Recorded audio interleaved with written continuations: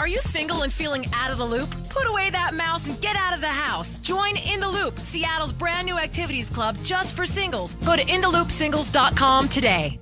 Moving 92.5. Brooke and Jubal's second date update. The laundromat is a great place to meet women. Great place. Yeah. You don't even really have to talk to them. You just walk up, start folding their underwear. No. And it's always a conversation starter.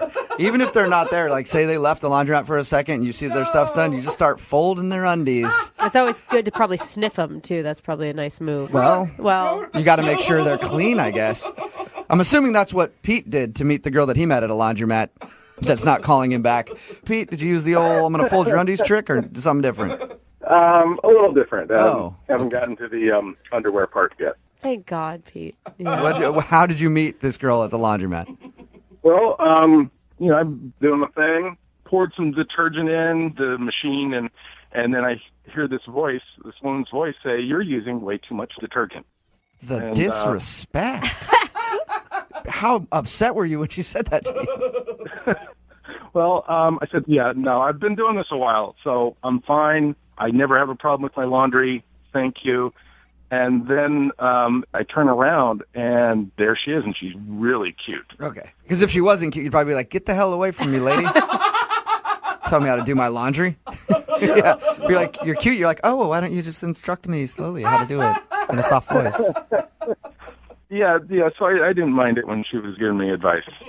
And then it occurred to me that she was maybe, I don't know, initiating contact. Not maybe. That is like a definite she's hitting on you, and she's looking for a way to get in on the conversation. All right, well, I'm not the brightest bulb on the tree. So, Okay. So did you finally realize, oh, maybe she's flirting with me and I shouldn't be pissed at her for critiquing? Yes, yeah. I told her that I'd start taking notes, and if she would continue, giving me a lesson, I was all ears. That's a ballsy move on her part. I give her props. Was she the one that then asked you out on a date? No. What happened was our laundry cycles were on the same, time frame. And I realized that, hey, rather than sit around here and watch the laundry dry, why don't we go down the street and grab a drink? That's a good idea. Nice. Yeah. Like- So you guys went down the street and grabbed a beer or something while you waited for your laundry to finish up. Yeah. Had a couple beers each, and it was nice, It was easier to talk in a bar. It was like a more familiar environment for me, so. And did you guys seem to click, though? Yeah, totally. We, hung out there. Then when we went back to the laundromat, we kept talking, and I thought it was going well. Yeah. I don't know. She did give me her number. Okay. But then, all right, so truth be told, You stole her underwear. You stole her underwear. No, Jubal. You start with truth be told and you're around her laundry. I know exactly what you're about to say. No, I didn't make the underwear move then. What'd you do? Please that tell was me so at some dumb? point you got your hands on her underwear. No, Jubal. Get over the underwear, I Jubal. can't. Like, I don't know why you're so hung up on women's panties. Because what guy isn't? Not all of us. She did. I did see it. It. It was Nice. very All nice. right. Sweet. Oh my God. Well, anyway, what I was about to tell you was that, we'd had a couple beers, and I thought I'd be funny, and, who knew there was laundry humor? Actually, there probably isn't, but I started making jokes about big loads of laundry and, oversized machines for extra big loads, and... So you were making, dirty jokes based on laundry terms. Pretty much the only one I could think of was the big loads. Why does that sounds Big even loads? worse? That sounds even more creepy than taking her underwear. I know I shouldn't have done it, but I had a couple of beers in me, and I was a little tipsy, and I thought it would work. I don't even really get the joke either. Don't explain it, Jubal. Yeah, Don't okay. explain it. Loads of laundry. Yes. Big loads. I still don't get. Oh, Brooke, All you're right. so blonde Hey, text sometimes. in 78592 in Brooke. graphic detail. If you understand what he's joking about, describe it for Brooke. Otherwise, we'll move on. So you were making those jokes. Well, yeah, I made a few of the jokes, And then, she gives me this weird look, like, are you kidding me? And so I stopped, and... But she still gave you her number post bad laundry joke. Actually, let me see. I can't... It might have been before, like, when we were at the bar. Oh, yeah. So you just have her number. How many times have you tried to get a hold of her since your laundry date? We've actually talked once over the phone. Okay. And that went pretty well. So then, like, a couple days later, I texted her, and she didn't reply. Why would you have her on the phone and not make plans to see each other again? Like, what was the point of the phone call? Well, we did try to make plans, but she wasn't sure what her schedule was coming up, so we decided to hold off and make plans a little later. So what do you think the reason is that she's not calling you back? Well, I'd like to say I had no idea, but it's probably the really crummy jokes I was trying out. Okay. Well, we'll play a song, come back, call her, and find out why she's not getting back to you in your second date update, okay? All right, sounds great, man. All right, man, hang on. Moving 92.5. Brooke and Jubal in the mornings. Second date update. If you're just tuning in for the second date update, Pete met a girl named Christy at a laundromat. They didn't really have a date scheduled, but they met there. While their laundry was getting done and everything else, they went and had some beers. Pete thinks that she's not calling him back because when they got back to the laundromat, he was a little tipsy and was making jokes about, there's giant loads in there. Which I cannot believe what that means. That is disgusting. Yeah, we explained to Brooke what it means. And so he was making jokes like that, and he thinks that kind of turned her off, like maybe it was a bit much. Yeah. And I think your problem, Pete, isn't necessarily that you were joking about stuff like that, but you went with that instead of like jokes about things getting stiff with starch. You know? Dude, That's same. the comedy gold when it comes to laundromat jokes. Could have gone that route, Yeah. and I didn't. Would have worked way better for you, man. No. Yeah, exactly. Dude, Pete, I think that you could be the laundromat creeper and you're just not owning up to it at this point. I was just tipsy. I'm not weird, really. I swear. Yeah, Sure. right. Trust me, if you're making jokes like that at a laundromat to a girl you first met, you're creepy. Thank you. I'm going to dial the phone number right now, see if we can get her on the phone and find out if that is the reason why, though. You ready? Yep. All right, here we go.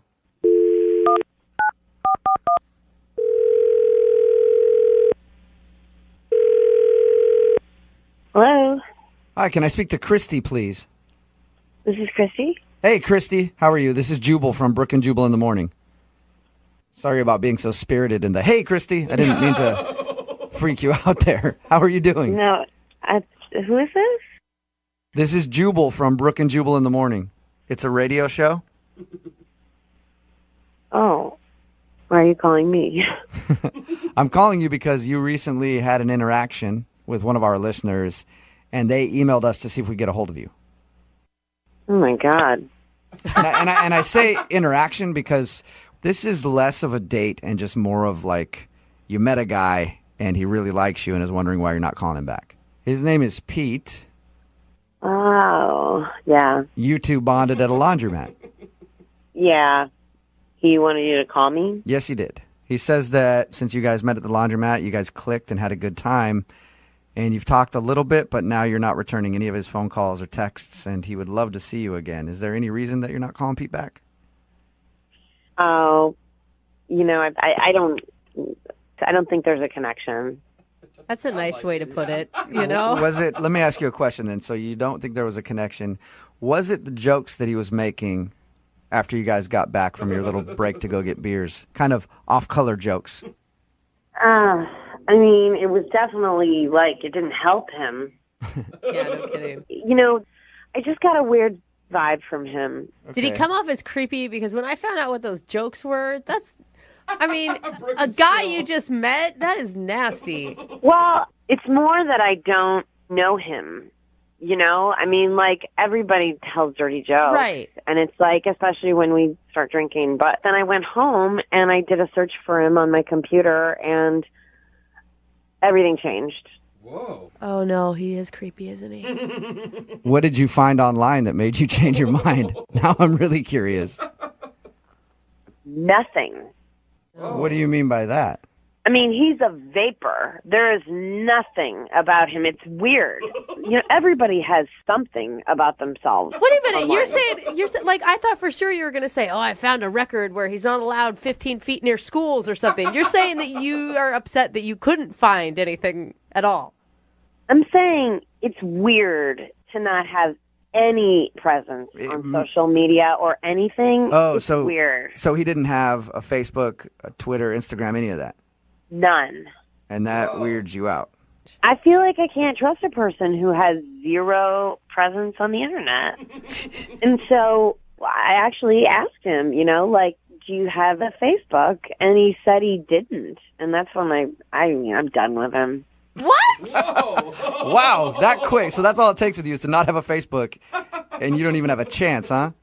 Somebody who is trying not to be found on the internet has something to hide, and I don't want to find out what they're hiding. Yeah, I guess I understand. I meet people that are always like, I don't do Facebook. I don't, and I'm always like, what are you? A mass murderer? I can't trust you. I think this would be like a godsend to find a guy that wasn't on social media at all. Like the two guys I know that have zero social media presence are both like construction worker guys who just aren't around computers very much. Sketchy construction. They're not sketchy. Yep. They're burying bodies. people. They're burying bodies out there. Even construction workers go home and get on Facebook and say, They have what's better up? things to do with their time. They're not wasting all their time on social media and stalking people. Like I said, burying bodies at the construction site. God. That's what they're doing. See? I'd like to find out what he's hiding. Aren't you a little curious? No, I don't want to know at all. And I'm worried about it now that we've talked about it. Do you really think like he's a killer or something? Like what do you think He could might be. All right, well, I mean, he hangs out at laundromats. yeah, that is true. He hangs out at laundromats, doesn't have a Facebook. The guy clearly cannot be trusted. I do appreciate you telling us why you won't call him back, but I do need to let you know that Pete is actually on the other line listening and would love to talk to you. Seriously? Yep. Say hi, Pete. That's the reason you didn't call me back? Look, I'm sorry you had to hear that, but it's obvious you're hiding something if you don't even have a Facebook or, I mean, I just am not interested. If you want to get to know me, talk to me. That's how you get to know me. Well, I mean, we did hang out, and what I found out about was how big a loads you think you have. So, I mean, I just think that's why don't you have a Facebook then? I don't have one because I don't believe in Because you're hiding something. No, I just don't think my opinion matters that much in the greater scheme of things. So why should I, blab it about? You don't think your opinion matters? Well, I mean, you look at most of the stuff on Facebook, and, it's like people are posting things that really don't matter in the big scheme of things. How do you know what people are putting on Facebook if you don't have one? You're probably one of those weirdos that has a fake account and just watches everybody. Pete, are you one of those weirdos that just watches people on the internet? No. Are you hiding anything? No. Are you married or something, Pete? Or, No, I'm not married. I don't know. You're hearing from Pete right now. The reason he doesn't have a Facebook is he just doesn't like it. It's the 21st century. If you don't have a presence online, you're hiding something, I'm done with this. What? Oh, did she hang up? Yeah, she's gone. I never... Hey, Pete, you still there? Yeah, I'm still here. I'm just... That was strange. Yeah, she seems to have a little bit of a complex about people not on social media. Yeah. So you're not hiding anything? No. I mean, I'm not telling everything either, You're not, what is that? Yeah. What do you mean by that, Pete? Now it does sound shady. Everybody has secrets, right? Yeah. That's part of being a human being, and not everything in my life is everybody's business. Okay, why are you sounding creepy again, He man? does sound like Sketchy Pete right You now. do. If I was dating Christy, I wouldn't be dating exclusively. Let's put it that way. Okay. You're still like Pete. You're not helping your case at all. Sounds bad. You trying to explain why you don't use Facebook is sounding creepier and creepier by the minute. See, this is why social media is not good. If you post anything, the other women you're dating, get the wrong idea. Yeah, get the idea that you're cheating on them. So Christy was right. So Christy was right then, Pete. Oh my God. What's wrong with dating multiple people? It's fine if you're honest fine, with yeah. them, but it's like you're hiding it and then hoping that they don't meet the other person. Like, No, if I was dating exclusively, I'd tell somebody that, but I don't. I don't date exclusively right now. But Christy was right. You are hiding something. No, I'm not hiding it. Yes, you are. You just admitted to it. Well, she didn't ask me. All right. Brooke and Jubal in the morning. Text in at 78592 that says, this girl is crazy. Sometimes people don't have Facebook because they choose not to be a part of the drama that it brings. Wow. It's Brooke and Jubal in the morning. Talking about the second date update. Pete wanted us to call this girl named Christy. He thought he wasn't getting a call back because of a very bad joke he made when they first met at a laundromat. It involved a joke about having big loads. okay. And he thought that's the reason she wasn't calling back, but that's not why she wasn't calling back. She wasn't calling back because she looked him up online, like most people do after they meet somebody, and found that he didn't have a Facebook. So she knew that something was wrong, and he was a serial killer or worse. I feel like I went through so many emotions here because then I was like, well, you're crazy, lady. I mean, that's ridiculous. But then at the end, Pete was all weird and like acting like, well, I'm not telling everything and I wouldn't be dating exclusively. Yeah, Pete didn't want to have a Facebook because he wants to date around and doesn't want people knowing that he's dating around, I guess. Yeah. So he still is hiding something by not having a Facebook. That's why I don't trust people who aren't on social media these days. I agree with you, Jubal. I don't. You have to have at least one, at least Instagram or Twitter. Even my grandparents are on social media. Are they really? Whoa. Yeah. That's where I draw the line. That's impressive. I know. They friend request me, and I always deny it. Like, no. I'm not I gonna hope be a I friend. just want it to be Granny in a bikini on a beach taking selfies. Yeah. So if grandparents are on Facebook and you're like young and not on there, then what is wrong with you? Oh, I'm come always on. like, you're hiding something. It's the same thing when I meet people who still have a flip phone. Yeah, what are you What doing? is your deal? All right. You feel like it's some sort of like throwaway phone and they're making deals on the Yeah. side. Yeah. Remember, if you want a second date update, all you have to do is email the show, and we will call the person who didn't call you back. Young Jeffrey's Song of the Week. Yes. Just a little ways away at 8:10.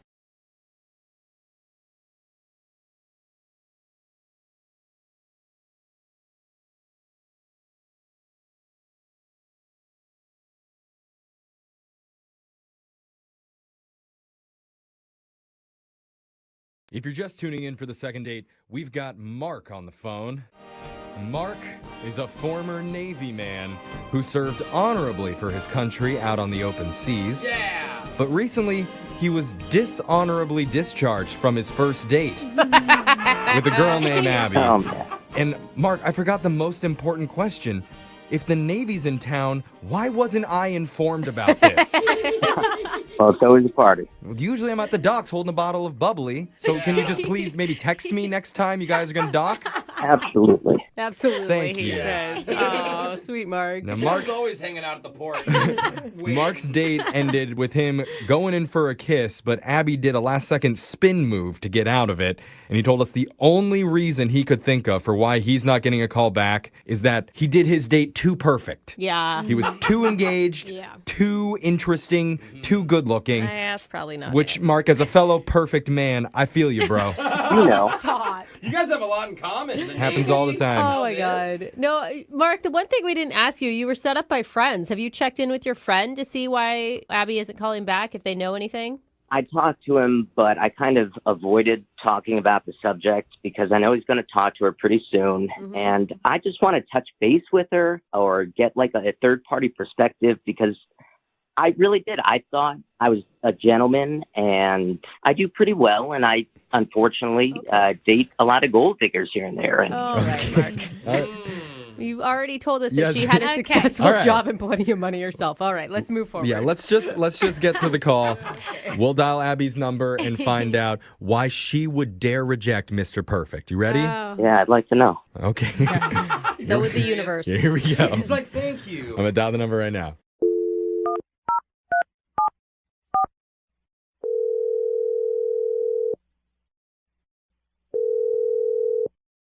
Hello. Hi, I'm looking to speak with Abby. Yeah, this is Abby. Hi, Abby. My name's Jeffrey from the radio show Brooke and Jeffrey in the Morning. Oh, okay. Oh, Okay, Are you so- familiar with the show? A little bit. We'll take it. That works for us. Yeah. Yeah, thank you. Thank you for listening, even a little bit. So the reason that we're calling is we're doing something called a second date. If you don't remember what that is, it's where if you go out with someone and afterwards, if they're not calling you back, you can email our show and we'll reach out to that person for you to figure out the reason why. Okay. All right? And so recently, you went out with a guy named Mark.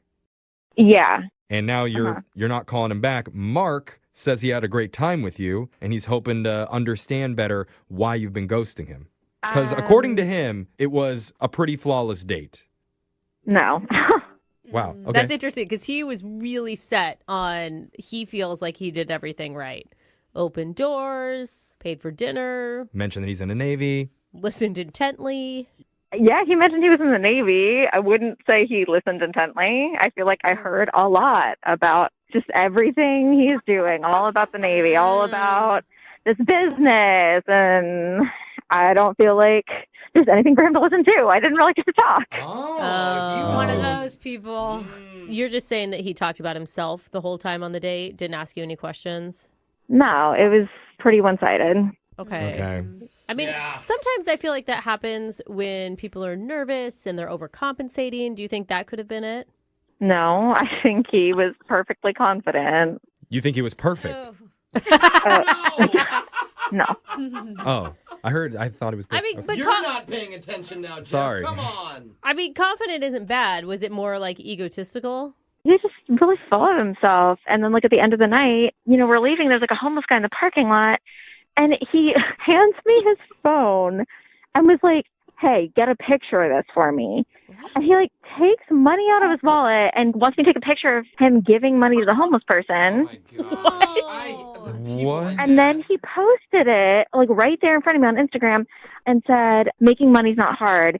Being inspirational shouldn't be either. Oh my God. wow. Are you kidding me? Yeah, and I was like, I'm done. I rolled, dude. Okay, so you don't support him giving money to homeless people? Is that what's happening? Jeff, no! No, I don't support him being a douche. That's what I don't support. Oh my God. And he's just like using a homeless person as a prop for likes. Like that's not cool, Yeah. man. If you're doing a good favor for people, don't post it. Then it takes away all the good favor part of it. Wait, hold on. I guarantee each one of you in this room has done something good for charity and then posted about it on your social media. There's a difference between participating in a charity, right, and wanting people to also donate, okay, and a call for action. That's what he right? did. It sounds like he's like, you guys can be inspirational. I'm doing my part. You guys can do yours. There's a difference between that and like literally giving someone just some change, taking a picture of it, and then saying it's all about me. It's about how inspirational I am. It's never about helping the other person. It's about what I did. There's a difference. I see what you're saying. It's just hard to tell, when you're right, when you're dealing with a lot of attention every day. So it's hard to tell the difference sometimes. That's true. That is true. I mean, I do like attention. Okay. Yeah. So here's the thing, Abby. You felt like it was a disingenuous move because after he gave him some money, he posted about it online. Yeah, it was just, I don't know if it was just to impress me or if he just does this all the time, but either way, No, it was just...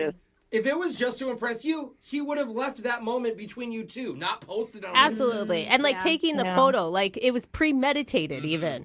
Yeah, and that's one of the reasons I didn't want to kiss him at the end. I was just like, Yeah, you should have kissed the homeless guy. All right. Well, at this point, Abby, I do have to tell you something you might find even more disturbing. Okay.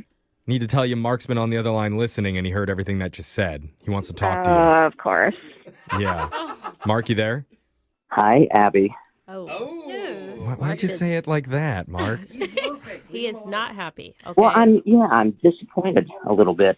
Abby, I feel really bad that you got the wrong idea. A lot of things are about reputation, and if something gets documented on Instagram, it's good for your reputation, especially if you're doing something kind, And I really think that's important. And maybe somebody, sees that and they think, oh, all right, here's $5. And in my case, here's 20 because I have a lot of money. Okay. I mean, that was a great. He did it for his reputation, Abby. Why don't you understand? Oh, I know. No, I mean, Mark, here's the thing. It's great to do nice things for people, okay? But, like, You don't need to like put it on the internet. You don't need, I just think in the future, when you're out with other girls, this is not like the right move. You're not impressing anybody. Just be nice just to be nice. You don't need to go out of your way to show how nice you are. What do you think, Mark? I just think if you're not going to post about it, then who sees it? Like, really? Who needs to see it? In a little bit of his defense, you're trying to say you're spreading the word of giving charity is good. Yes, spreading the word. But you're a rich person. You're just supposed to share money. Good point, Alexis. She's got you, Mark. I don't even think we're asking the important question here. The most important question. What's that? Which is, Mark, how many likes did you get on that post?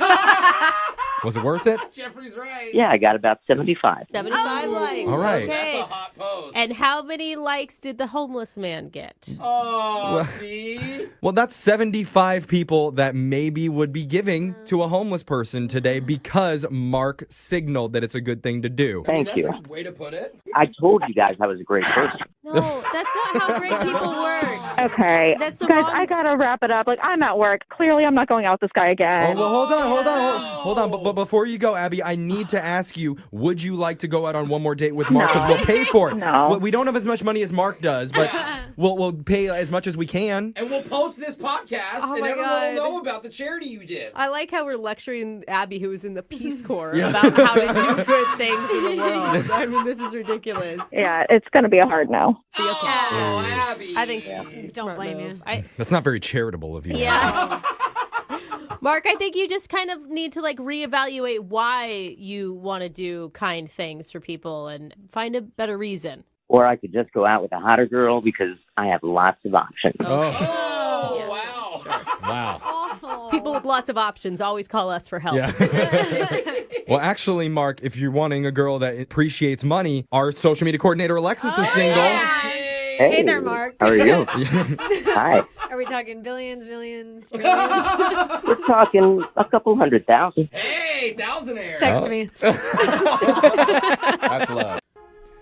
If you're not on a dating app, how else are you meeting people out there nowadays? It's a great question. You're not. Yeah. I mean, especially these days. Yeah, right? You One of don't the- want to leave. One of the most popular options is to meet through friends. Yeah, Oh, yeah, that's yeah. true. Sure. And that can work out. If you have a lot of friends. But it makes me think back Poor Jose. it makes me think back to my experiences on this show. Because I think of all of you as my friends. Yeah, Of course. for sure. Or at least I did. Uh-oh. And then over the years, you purposefully set me up on terrible dates. Yeah, but it's funny.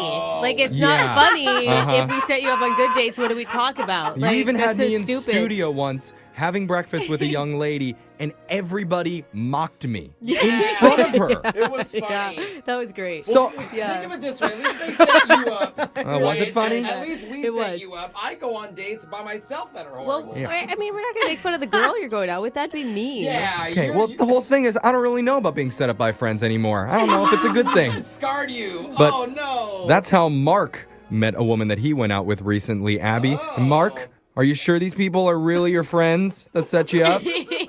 Was this all a ploy to get you on this show? Honestly, I have no idea. My buddy Brian, best friends my entire life. So, Or so you think. well, yeah.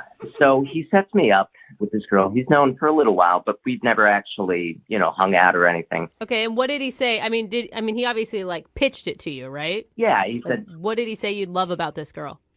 well, she's outdoorsy. She loves hiking, does it often. You don't have to lie, Mark. Yeah. He said that she was hot. Yeah.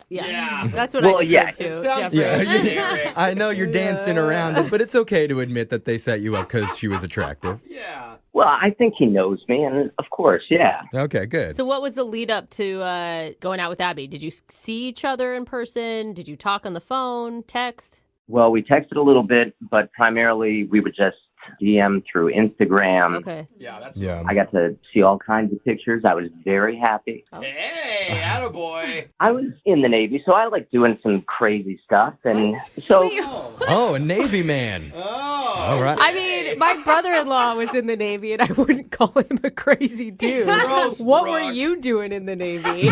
I've heard so many things about Navy being super cool, and then also, well, it's like talk to Marines. It's, I don't know, but we don't care for them. That's beef. That's beef. I know you guys have. It's true. My dad was a Marine. My brother-in-law is in the Navy. They There's talk always crap, been, right? Yeah, we don't really get along so well. Okay, well, back to Abby. Yeah.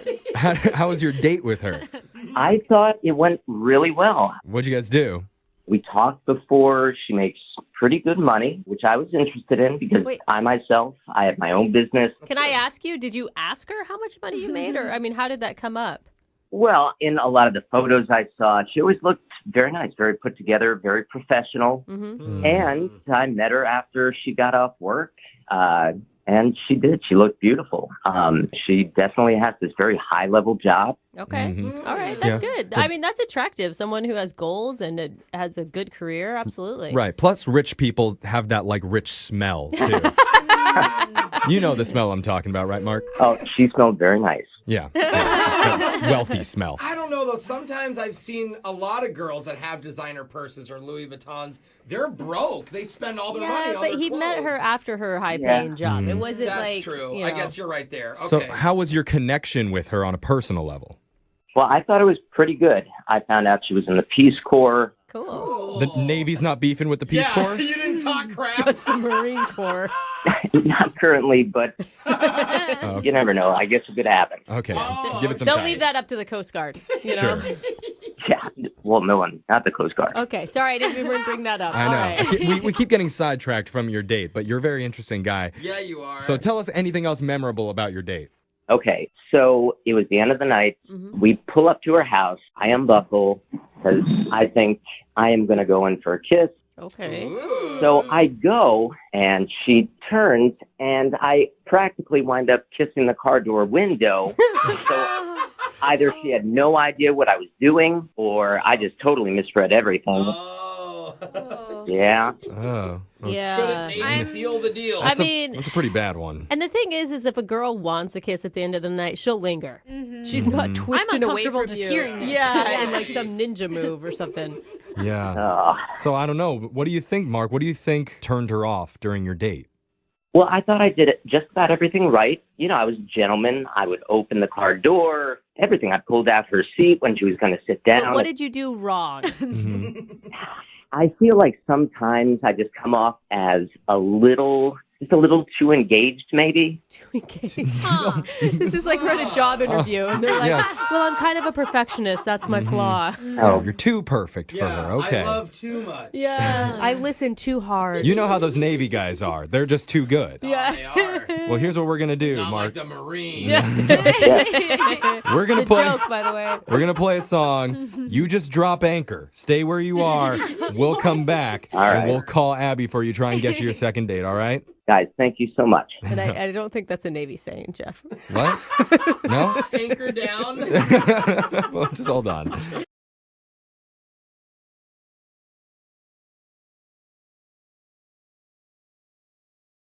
We've got a girl on the phone for her second date today. Normally, when we do these calls, the date happened a few days ago, maybe a week or two. But this time, one of our listeners wants to reach out to a guy after 6 months. Whoa. Wow, that's long. Yeah. Figure it out. Sounds like all the other dates weren't as good as that one in that 6-month period. I'm just glad she's not reaching out to us after 9 months, because then I know exactly the reason why she's not getting a call back. Yeah, and that's our caller. Her name's Marcella. Hey guys. Hi, Marcella. Why the 6-month gap? You guys, I have the craziest falling in love story you've probably ever heard. Whoa, you already dropped the L-bomb right at the top. Yeah, TBD. I hope so. Okay, TBD. Well, keep going. Those are always good 3 letters to put with love. Well, tell us what happened 6 months ago. So about 6 months ago, I was in the hospital because I was having my tonsils removed. Okay. This is a romantic story, I can tell. No. Yeah. So the guy I was seeing was going to pick me up that day when he got off work. Like pick you up from the hospital? I'm sorry. Yeah, you have to have somebody pick you up when you have like a outpatient surgery because Right. you've been under. So anyways, he was supposed to pick me up around 5 when he got off work, but I was discharged a little earlier, around like 3:15. Okay. Hate when I discharge early. It's so annoying. Gross. Gross. Yeah. And is this guy your boyfriend at the time, or is it just someone you've been casually hanging out with? No, he was my boyfriend. Okay. So the nurse wheels me like down to the lobby and asked if someone was coming to pick me up. So, she gave me paperwork and she just, she left me there. Mm-hmm. So sitting there a little while later and the doors open like to the lobby and this gorgeous man who's not my boyfriend walks in with like a giant bouquet of flowers. Oh my God. Why do I picture like doves being released behind him and angels singing? And he sits down across from me. So we make eye contact a couple times, and he smiles. And so I said, like, those are nice. Well, actually, I whispered, like, those are nice. Oh, right, because of the tonsil situation. Yeah. But that was hot. Yeah. It's a little sultry. All right. What'd he say? He's like, what? I can't hear you. Off to a good start. Okay. But this is good. That's not your boyfriend. You shouldn't be flirting anyway. Oh, come on. Anyway, so I tried to say again, I was like pointing, I'm like, the flowers are nice. So he thanked me and he asked me what I was there for. So anyway, the doctor comes in and asks to speak with him, and they like go off, pulls him aside, and then he comes back, sits down again with sort of like this weird look. He looks at me and he hands me the flowers and he goes, these are for you. What? I was like, what? And so he says, they just told me that my aunt passed away. Oh, and he was bringing his aunt flowers. No. I don't like this. You got the world's saddest bouquet of flowers ever given. Consolation dead person flowers? Oh, that's so sad. Okay. I mean, you guys, I took them, but like, You took I felt 'em? terrible for him. You have to take them. I guess so. You have to take him. So anyways, he's sitting there. He's super upset. So for like 30 minutes, I'm kind of consoling this beautiful, beautiful man. Yeah. About his aunt. How did you turn this into cheating on your boyfriend? Because I feel like that's where we're going. Maybe I'm wrong. Me too. I did not cheat on my boyfriend. Okay. No. So eventually he thanks me and he's like, I got to go. But he writes his number down on the card with the flowers. Okay. Crosses out get well soon and writes call me later. Love you, Auntie. Yeah. I mean. Exactly. So I follow him out the door and it's raining. It's like some sappy like rom-com movie. Of course it is. So I asked him, like, are you sure you're okay to drive? You seem very emotional. I don't want you to get in an accident. And he's like, yeah, I think so. I'm okay. And I was like, no, you know what? My boyfriend, he's going to be here soon. He can give you a ride. And he said no, and he drove off.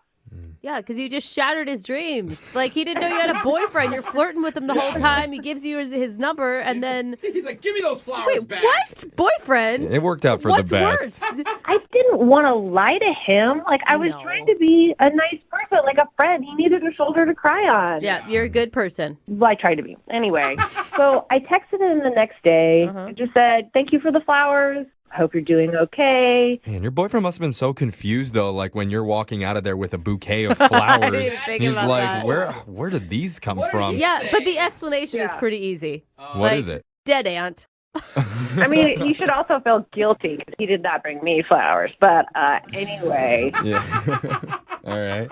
So fast forward a couple months later, I'm not with that boyfriend anymore. Good. Ooh, someone's single. That guy didn't bring you flowers. He deserved to be dumped.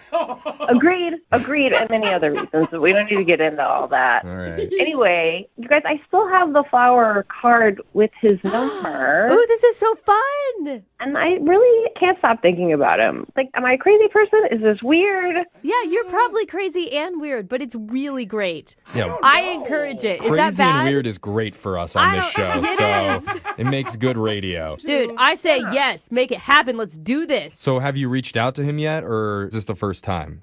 I did text him, and I didn't get a response. Oh, my God. But he doesn't know you're single. That's why he didn't text you back. He probably thinks you're trying to cheat on your boyfriend. I mean, maybe. I didn't think about that. I mean, that's why I came to you guys. Oh, I'm excited for this one. And I don't think we asked, do you know what this guy's name is? Oh, yeah. He signed it Alex. Just Alex. Alex is a sexy name. Alex and Marcella. Yeah, Good hello, couple name. Ash. Call each other Marsalix. Sorry, that was stupid. You know, celebrity name. Yeah. Anyway, sorry. It does sound good together. I I'm with think you, the weird- Jose. I'm with you. All right. I got distracted. Well, we're going to play a song. We'll come back and we'll call Alex and try and get you a second date, okay? Ooh. Ooh, I'm excited. Me too. All right, hold on. the phone with Marcella, and she warned us this is probably the craziest falling in love story of all time. Oh my goodness. Yeah. And I have to say, she's on the right track. Is she? Well, she met a guy at a hospital 6 months ago when she got her tonsils out. She was waiting in the lobby after her surgery when a hunky guy walked through the front doors carrying a big bouquet of flowers that were supposed to be for his aunt. But when he got the word that his aunt had passed, he was so devastated, he didn't know what to do, and he handed them to the only person he knew in that room, Marcella. Oh, then he tore his shirt off and he kissed her passionately. Not quite. That didn't happen. That didn't happen. No. She did console him and walked him back to his car. Yeah. Keep in mind, she had a boyfriend at the time. Right. Which is why she's waited this long to finally reach out to him and maybe finish this love story the right way. Oh It my does have God. the makings when you say it like that. But you guys, we can't be. Oh, Marcella, do you really want to be using like love story just throwing around down there? Because you've barely talked to this guy. Yeah. I'm just telling you guys love story. I'm not going to like start cold with him like love story. Okay, well, that is something we should establish before we call him. We are terrible at these things sometimes. I was definitely going to drop that. Yeah. Yeah, no, please don't. Okay. Glad we went over Well, this then. no promises, Marcella, but tell us, how are you feeling going into this? Oh my God, I'm really nervous now. I don't know what I'm going to say. I don't blame you. I'm nervous too. I'm We all excited. are. It's going to be great. Or it's going to be really bad, and then we can move on from having a crush on this guy. Either way, there'll be personal growth by the end of this. And possibly a Hallmark movie made about it. So you're going to win. I hope so. All right. I'm going to dial the phone number and try and get you a second date right now. You ready? Yes, I'm ready. All right. Here we go.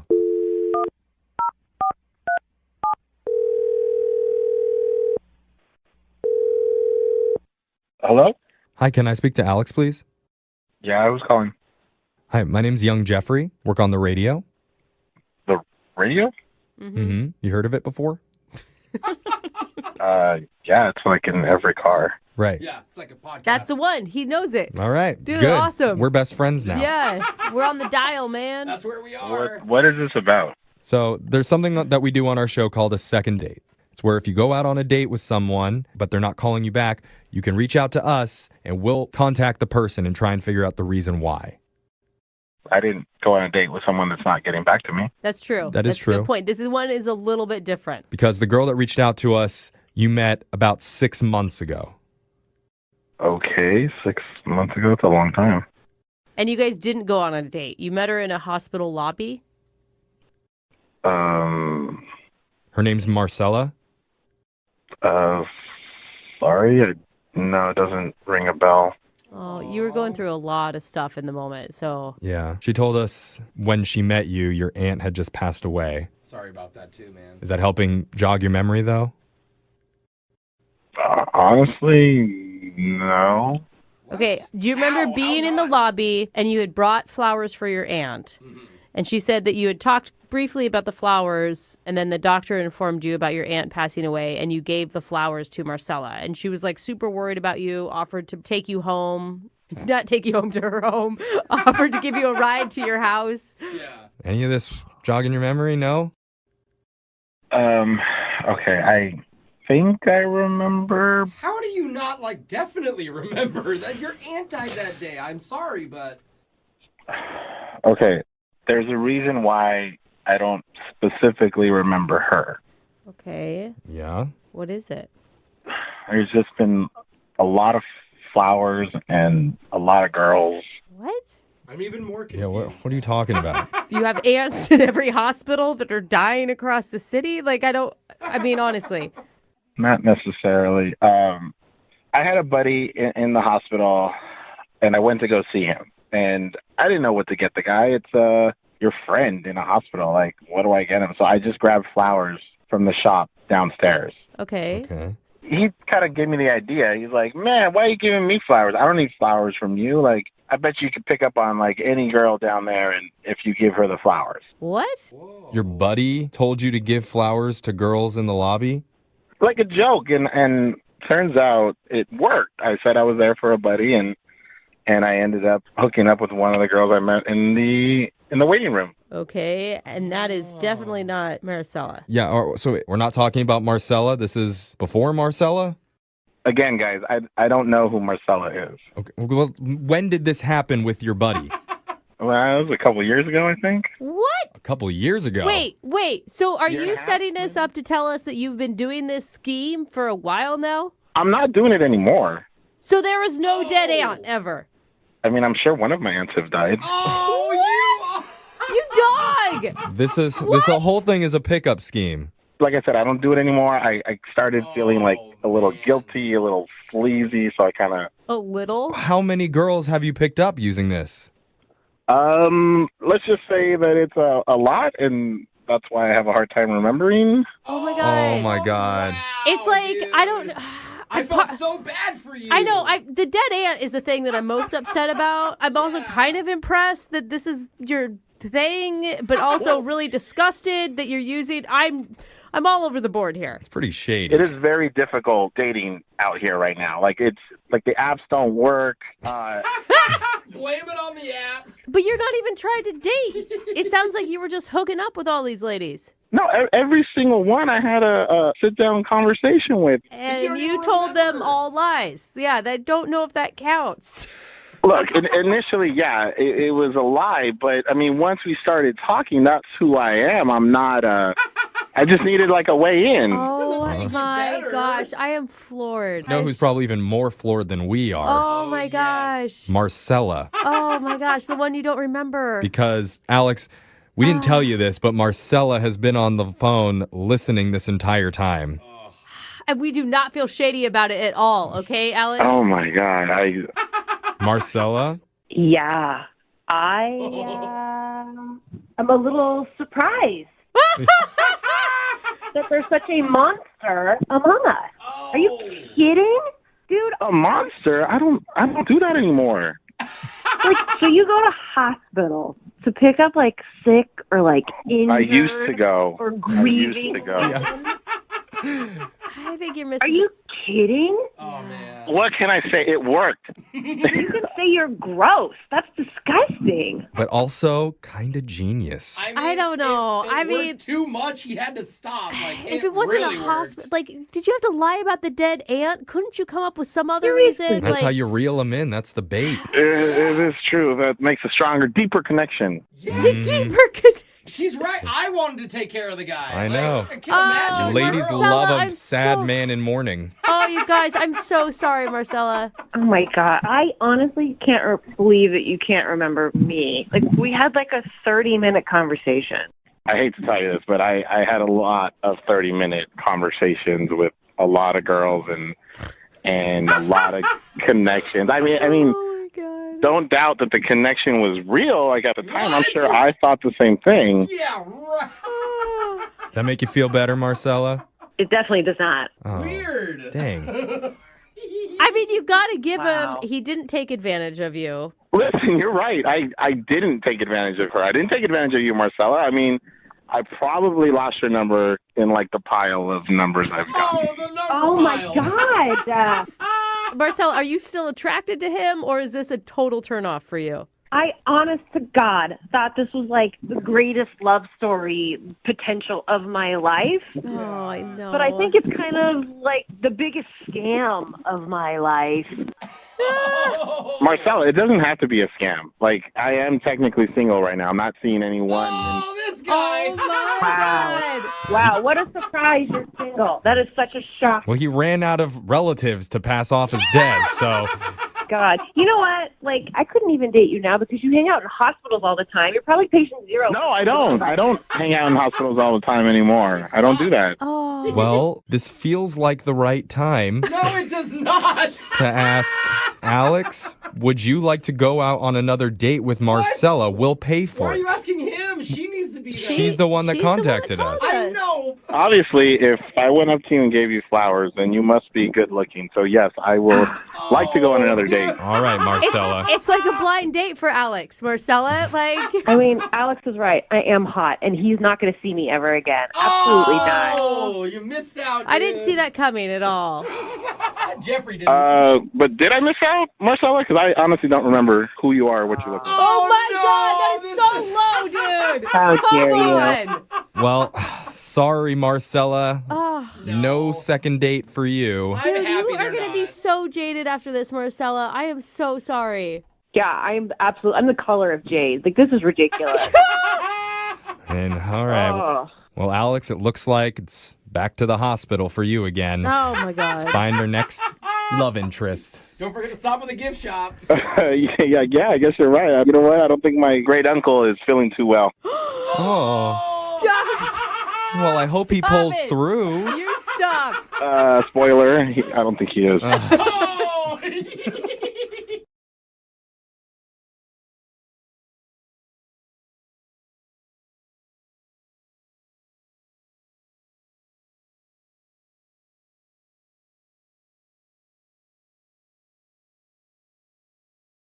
All right, welcome back You're so dumb. to today's second date.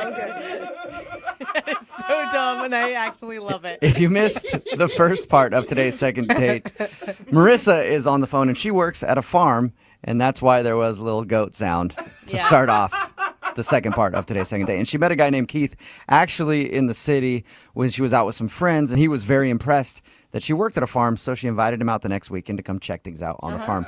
They spent the whole day together. They built a goat pen. Yeah. And It's good, Jubal. thank you. And then they had like a bonfire and whatever at night. And he slept on the couch. She woke up the next morning to find a note on the refrigerator that said, "I had a great time." And now she's heard nothing from him. So we're about to call him and find out what the reason is. Marissa, you ready? Yes. All right, well, here we go. I'll dial this phone number right now, okay? Okay. Okay, here we go.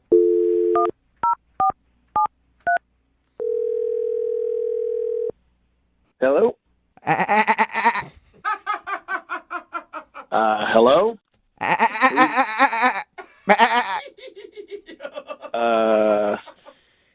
Okay, I think you may have the wrong number. No, Keith. Hey, is this Keith? What? Yes? Keith, how are you? This is Jubal from Brooke and Jubal in the Morning. What? Yeah, he's This is Jubal from Brooke and Jubal in the Morning. It's a radio show. A radio show? Yeah, that wasn't a goat who called you. That was me making a goat sound. I bet he was confused. Okay. I wanted to ask you a few questions about a mutual friend that we have. My mutual friend? Yeah. I don't think I have any friends in radio. No, she's not in radio. Her name is Marissa, and you sort of went on a date with her. You want to... What now? I wanted to see if you could tell us a little bit about your date with Marissa, because she emailed us and says that since you guys spent an afternoon hanging out at her farm, she hasn't heard from you, and she really thought you guys had a good connection and wanted to go out again. She said all that, did she? Yeah, she did. It's a lot of groanings. It's a segment we do on our show called The Second Date. If you go out on a date with somebody and they don't call you back, they email us so that we can call you and find out why. So A second date? There has not been a second date. No, I know. Yeah. I know. That's what the segment is called. She's basically asking why there won't be a second date. Oh. Did she do something wrong? I don't know. It was okay for a while. It was okay at first as far as dates go. But let's just say it got weird at a certain point. And Was it after you were humped by a goat? she told you about that part too, huh? Yeah, she told us all about it. That was one of the highlights, really. I loved it. No, honestly, that wasn't it. That was actually that was a surprise. But it ended up being like a funny moment.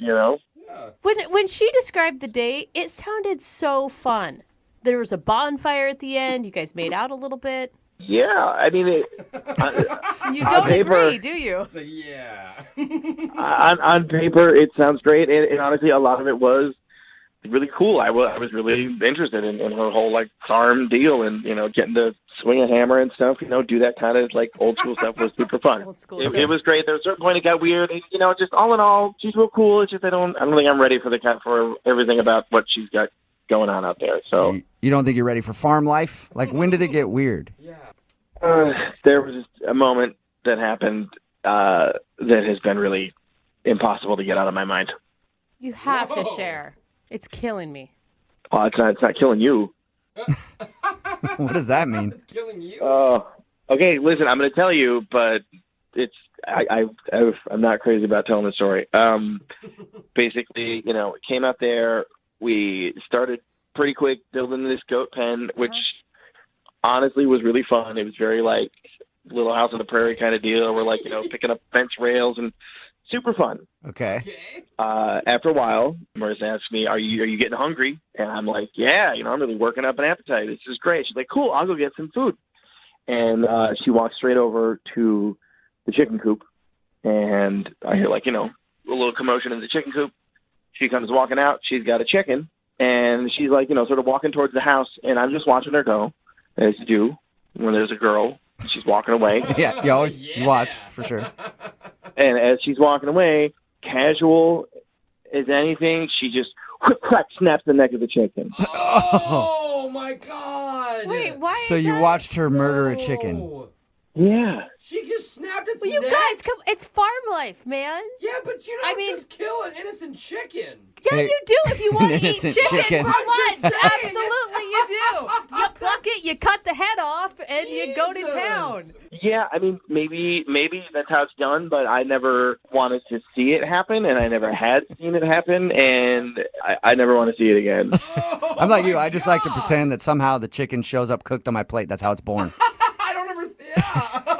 So, like, I know intellectually it was once alive, and now it's a sandwich, but, like, I mean, I see the head of the chicken is pointing the wrong way now. And she didn't even break stride. She just crack, la, la, la, walking down the way with this, dead feather thing in her hand. Wow, that's it? Wait, who's that? It's Marissa. Yeah, Keith. I should have told you Marissa is actually on the other line listening and wants to talk to you. Well, you did not say she was on the phone right now, dude. I know. Slipped my mind. I'm sorry about that. I completely forgot. But now maybe you guys can talk it out a little bit. I don't know. Listen, Hello? Keith, I knew this was your first time at a farm, but, like, I didn't think that you were naive enough to not know where a chicken comes from. Like, the stuff on your plate. It gets there. It's not like I sing a little song to it and it goes to sleep and then we have a chicken and we can roast. You know what I mean? Like, that's how it happens. I mean, yeah. Listen, hey, I know that happens, okay, but I was not ready to see that, and you gave me no warning. If you had said anything, if you had said, hey, I'm going to go over here and rip the head off a chicken right now,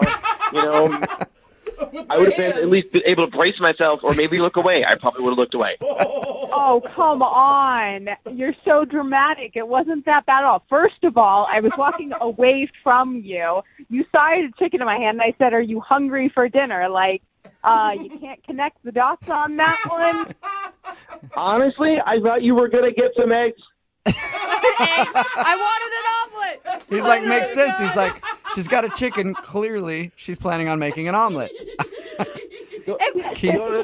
Yeah, it's not like I massage its butt and it gives me eggs. Like, that's not how it works. Dude, am I the only one here that's actually really impressed by Marissa? If anything, Keith, I think you should be turned on. I mean, a woman who can take a chicken from life to death, pluck it, and serve it to you for dinner is impressive. Thank you. I mean, if we were like, caveman times, I got a debit card. That's how I go and like hunt things, I don't have to put on like rubber overalls before I do it. Rubber overalls sound amazing. I need to know where to pick those up. It's just crazy. Like, you go and you eat chicken all the time, right? Like, why is this an issue? I used to. Oh, right. So now you're a vegetarian because of this whole thing?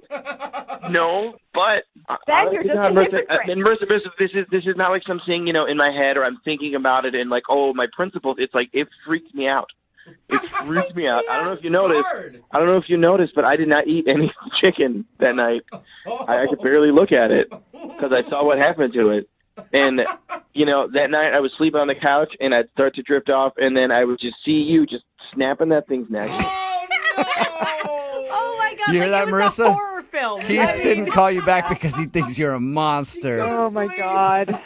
Honestly, I thought it was going to take. It has taken me longer than I thought to like start to get over it, and I have not I've not touched chicken since. I can't. I don't even like to smell it. It freaks me out. Well, I can tell you it looks a lot worse if you're eating a pig or a cow. Oh, God. And here's the thing. I mean, the way Marissa did it, she probably had a name for the chicken. It lived a good life. You should be grateful for... Well, that makes it way worse. Come on.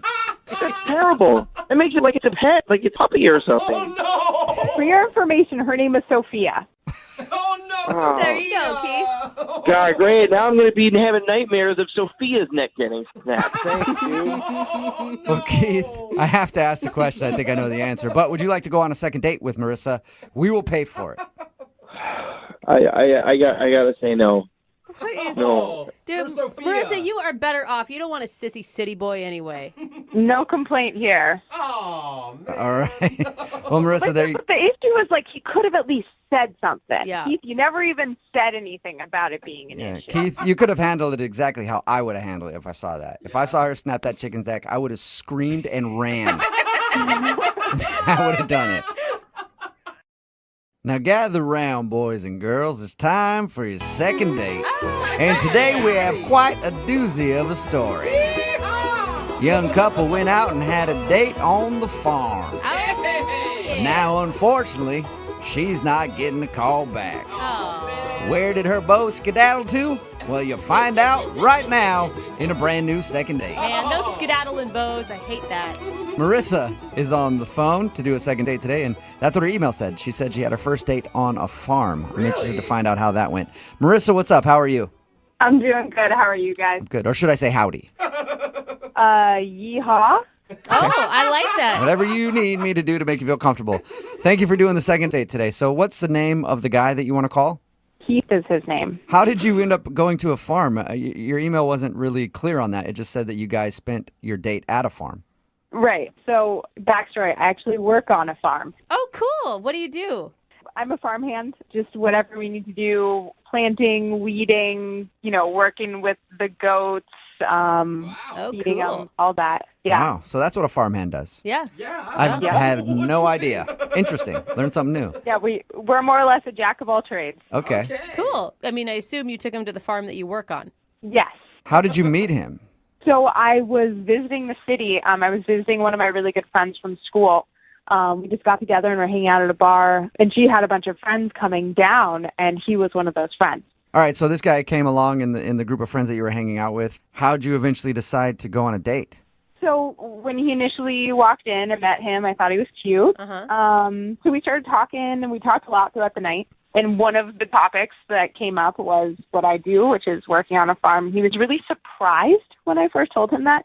And he just kept coming back to it throughout the night, like asking me questions about what I do and how I got into it and just all these different things. Well, I could see that. It's a pretty interesting job. I've never met a farmhand. Really? Never. Wow.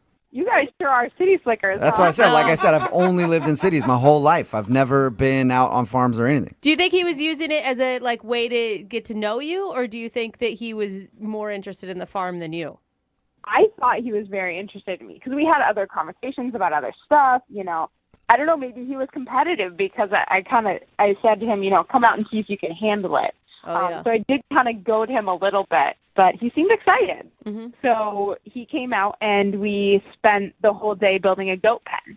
That's awesome. A goat pen. I think that that's a really cool way to, one, get to know somebody and really know their personality. How did it go?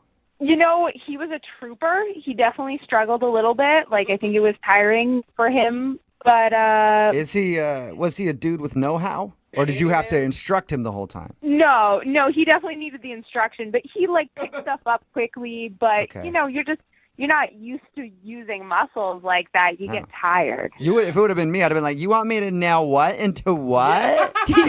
No. It's so dirty in here. Did you see the shoes I wore for Can this we just date? go inside and watch some Netflix or something? Yeah, no, he did show up in Converse, but that was all right. So, I mean, you think he had a positive experience and he wasn't emasculated by having to listen to a lady tell him what to do on a farm, right? No, he was totally cool with that.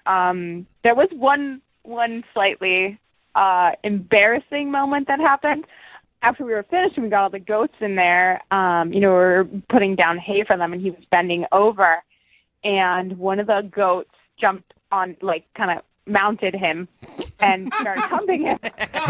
So he got humped by a goat in the goat pen. I was going to ask if he got any action on this date, but I guess you just answered my question. Well, he did. Actually, what was even funnier was that he didn't quite get it. He thought the goat just really liked him. He's like, "Oh, look, the goat really likes me," and then I kind of had to pull the goat off of him. Really like Yeah, it likes you. Then he realized what was really going on at that point. The goat likes you a little too much. Get the goat off of your back. So how did everything end with him? It was an awesome night. So we, had a bonfire outside, drank whiskey, hung out. He was a gentleman. He wanted to stay the night, but he slept on the couch in the living room. Uh-huh. Wow. It's easier to sneak out and get back to that goat pen. That's why. Oh, God, I didn't even think of that. Yeah. No wonder he's not calling you back. Was he? Oh, wow. Did you guys hang out in the morning too? So here's the thing. He was actually gone in the morning when I got up, but there was a note on my fridge that said, "Thanks for everything. I had a blast." Like, if he left a note, that's still a good sign, right? That's what I thought. So I texted him a handful of times, gave him a call, have not heard back. God, it sounds like such a fun day, too, and like a romantic end to the whole thing. Did you guys ever kiss when you were around the bonfire? Yeah, we did. We made out a little bit. It was really nice. Hey, That's the romantic. I was like, what romantic end? He got humped by a goat and fell asleep on a couch. Doesn't sound that romantic. Okay, the kiss, I guess, could be put it that way. considered. All right, well, we'll play a song, come back, call him, and get your second date, okay? Okay. All right, hold on.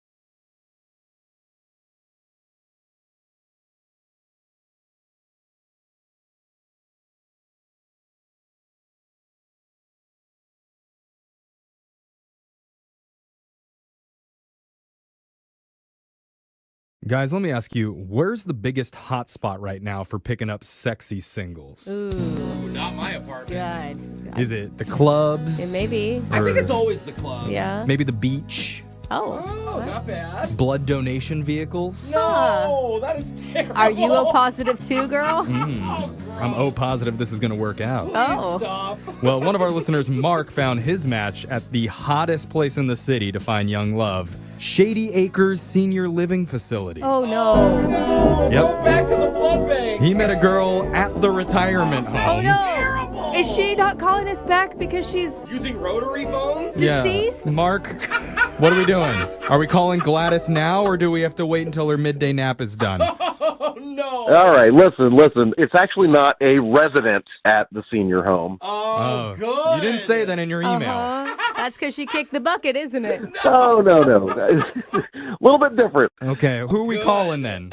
We're calling Dana. Okay. That's a questionably old name. Yeah. Yeah, could be young, could be old. It's an older kind of name, sure, but Dana is actually young. She's quite beautiful. And I was at the senior home visiting my grandmother. And she actually came in to play piano and sing for all the residents. Oh, yeah. Oh, I like Dana. I go to my best friend's grandpa's happy hour, and they do the same thing. Right. It's like at 3 o'clock, though, is when their happy hour is. For real. Yeah, while they're still awake. Yeah.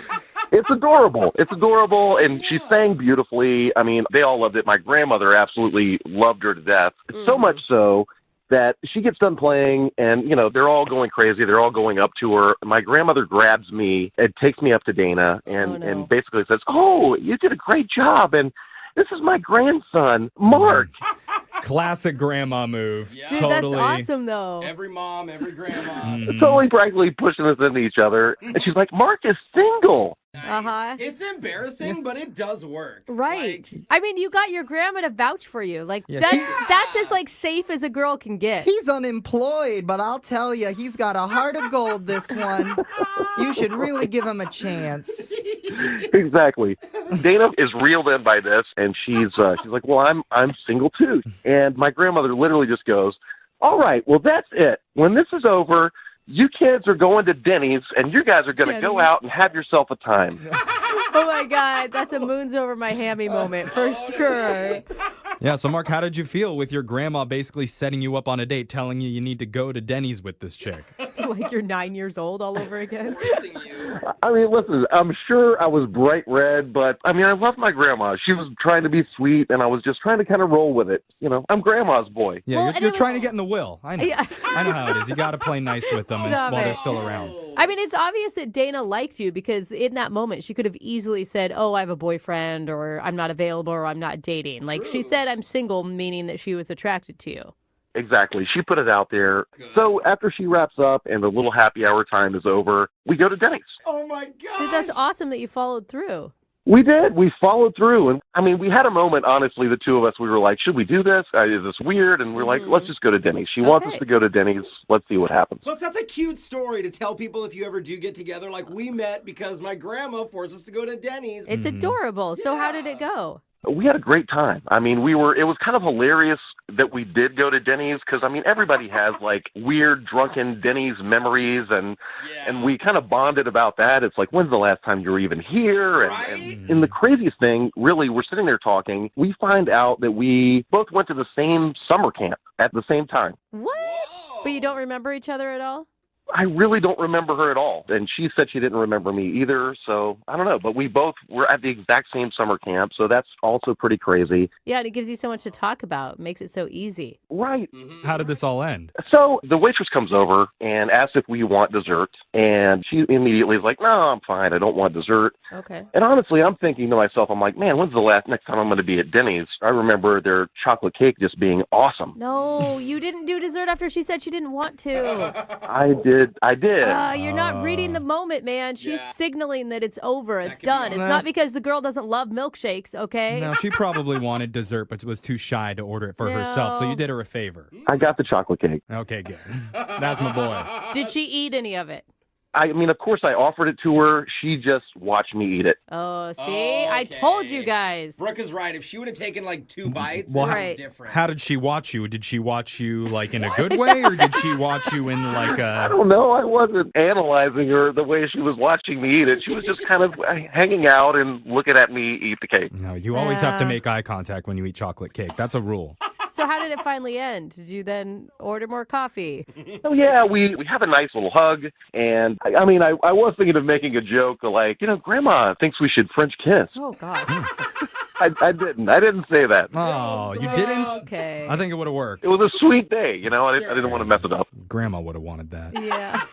Poor Grandma. Maybe. So have you tried reaching out to her? I have, and I haven't heard anything back, so. Okay, well, we're going to play a song. We'll come back. We'll call Dana and get your second date, okay?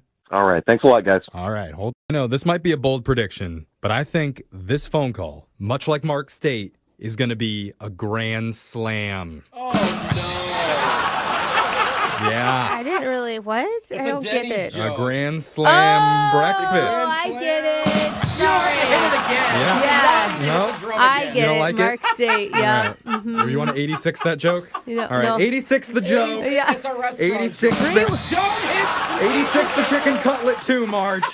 Can we disable the drum? All right. If you're just I'm tuning going in. to tip him after this. I am. I think that's great. All right. Thank you. If you're just tuning in, Mark met a girl while visiting his grandma at the retirement home, and his Nana convinced Mark and this girl to take a romantic trip down the road to America's Diner, Denny's. Yeah. Mark thinks they had a great time, but apparently Mark ordered dessert when Dana said she didn't want to eat anymore. Yeah. You are going to eat it because I'm ordering it. But yeah, Mark ordered it anyway, so he's thinking maybe that's why she's not calling back. We're going to find out here in a second. Mark, you ready to do this? I'm ready to do this. I got it narrowed down. It's either the chocolate cake or something weird. The fact that we went to summer camp together. Maybe she remembers something that I don't. I don't know. I was kind of a chubby kid. Do you have a lurid past at summer camp that you should be concerned about? I mean, there was some weird stuff that went down during Capture the Flag, but, it was a long time ago. I shouldn't get into that right now. You went to a very different summer camp than I did. No, Yeah. we've all had weird Okay. moments happen during Capture the Flag. I think we all know what he's talking about. I don't want to know where he hid the flag. That's all I don't want to know. Oh, my God. All right, Mark. We're going to dial the phone number right now and attempt to get you another date here, okay? Sounds great. All right, here we go.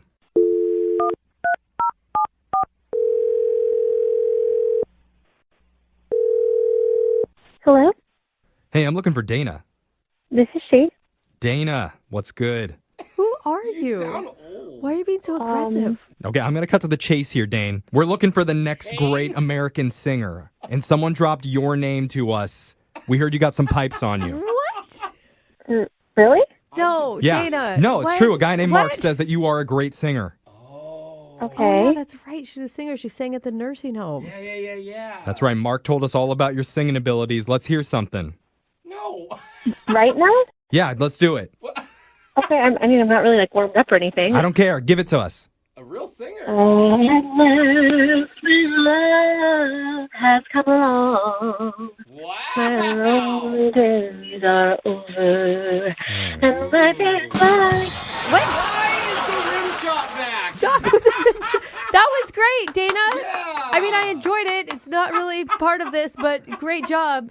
Yeah, we'll keep you updated on if you win the singing competition, but there's another reason that we're calling today.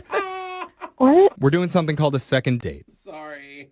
What's that? Basically, you recently went out on a date with a guy named Mark, and he really enjoyed your time together. He wants to know why you're not calling him back. Oh. And his grandma says that she wants to know why, too, because she was really rooting for you guys. Oh, Granny. I mean, yeah, Grandma only gets to pick the first date. She doesn't really get to pick the second one. Well, Did Mark do something wrong? Did he screw up on your date? He told us you guys hung out at Denny's. Oh, so he already told you we went to Denny's. yeah, he told us all about what you guys did, that you guys met at his grandma's retirement home, and that you took a trip down to Denny's, and that he ordered dessert when you said you weren't hungry anymore. So he's wondering which one of those reasons is why you're not talking to him. Well, I mean, like when we went to Denny's, he was like really excited about going to Denny's. Well, yeah, it's like delicious. I love Denny's. I'm with him. I think Denny's is awesome. It's not known for the best food. I know, but about it's the not something you environment. go to very often, right? It like brings back all these memories once you get there. But like when he found out that they do all day breakfast, his eyes lit up and he like giggled like a little girl. Wait, there's someone in America that doesn't know that they have all day breakfast? Do they have things other than breakfast? Yeah, totally. It's kind of their thing. Yeah, like I don't know if he forgot, but he was like going over that part of the menu and then like, oh my God, what about this or this? Like, how am I just going to pick one? I'm like, it's a Denny's menu, dude. And it's eggs. But why is that a turnoff? Like, what's wrong with that? So the guy's excited about a good omelet. I don't know. But then he didn't even order breakfast. Like he decided to get the like home style meatloaf, which like that's fine, whatever you want. But like what? Serial killer. When it came and he took like every single bite, he was like, "Oh my God, oh this meatloaf, like way over the top." It was like kind of erotic and gross. Oh. He was vocal about how much he was enjoying his meatloaf. From Denny's. Okay. Okay. So Yeah, if you would have I'm been with at you. a fancy restaurant and he was having an out-of-body experience with meatloaf, would that have been okay?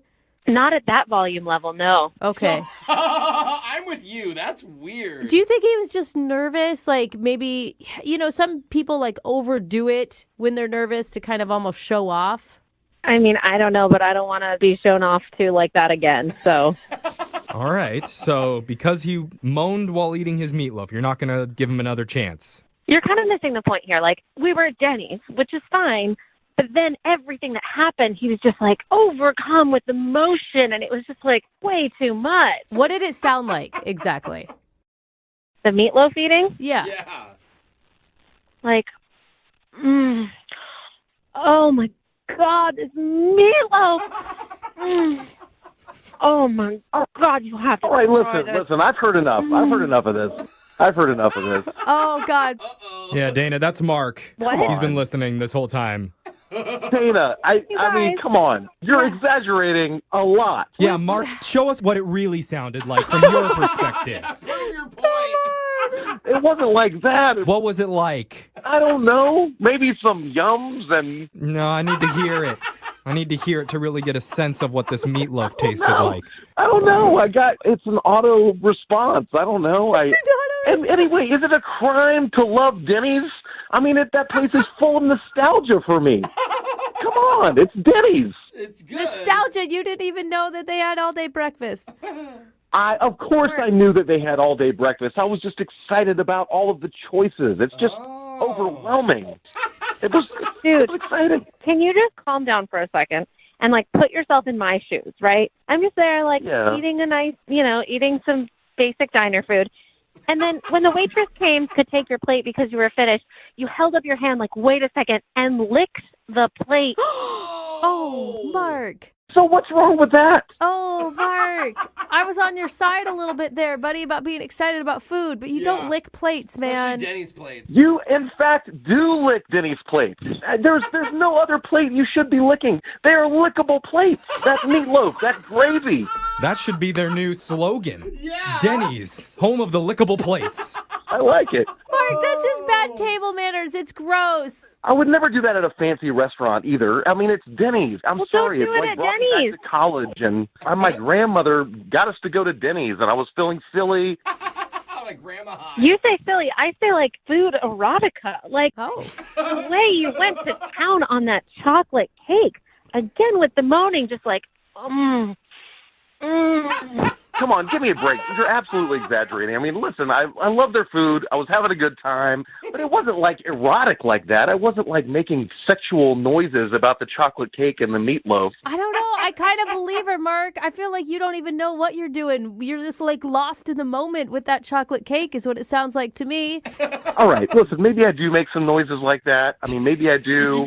Now I'm aware of it. Mm-hmm. If you want to hang out again, I won't do it again. We'll go somewhere nicer than Denny's, and I'll show you that I don't always lick my plate clean and I don't always make crazy noises while I eat. Can you guarantee that you wouldn't do that at a nicer place? Well, hold on. I mean, Dana, are you saying that you've never had like an orgasmic moment while eating like a great piece of food ever? Never at Denny's. Well, don't be judgy. Everybody's got different tastes, Dana. Maybe it was the best meatloaf and chocolate cake ever. I think give him another shot, Dana. He deserves another chance. And if you're willing to go out with him one more time, we will pay for it.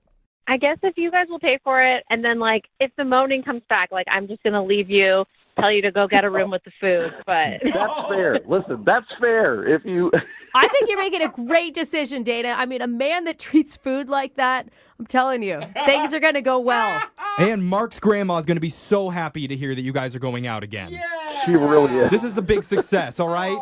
I mean, I do have to keep my relationship good with the community there, so. That's awesome, Dana. Why don't you sing us out for today's second date, Dana? Give it to us. I can't. If you're not going to sing, Dana, I'll do it. At last, my love has come along. Was it meatloaf? Oh, it was the meatloaf. It was definitely the meatloaf.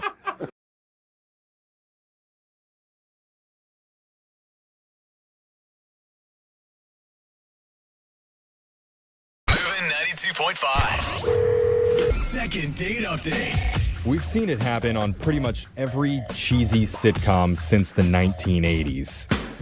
Maybe that's why it became so popular in real life. What? Where two lonely singles make a pact saying, you know what?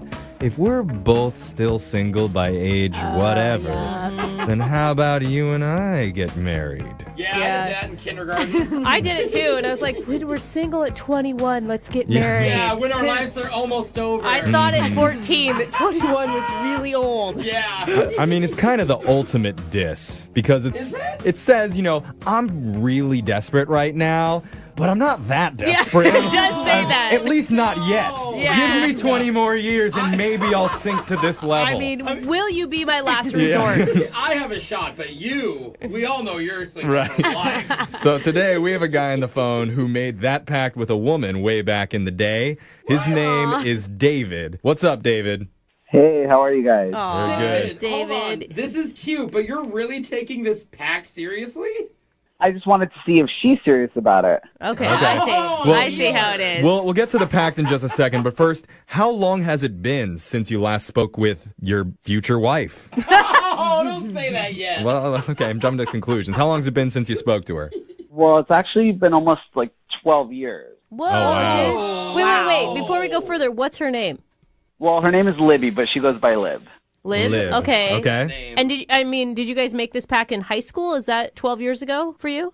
Yeah, actually, we were really, really good friends, but I was super shy and I don't know, I was really insecure, so I never asked her out, but we kind of always like had a thing between us. Mm-hmm. Oh, yeah, I know what you mean. At least on your end, you had a thing between you. On her end, she probably didn't even know. That's not true. She actually wrote it in my yearbook, so she's the one who wrote it. Oh, she wrote the marriage pact down. Did you guys like prick your thumbs and then sign it with blood? Oh, bro, Jesus. No? What kind of school did you go to? I mean, Cutting fingers? I see what Brooke's saying. everybody else did She's it? saying, did you get it notarized? Yeah.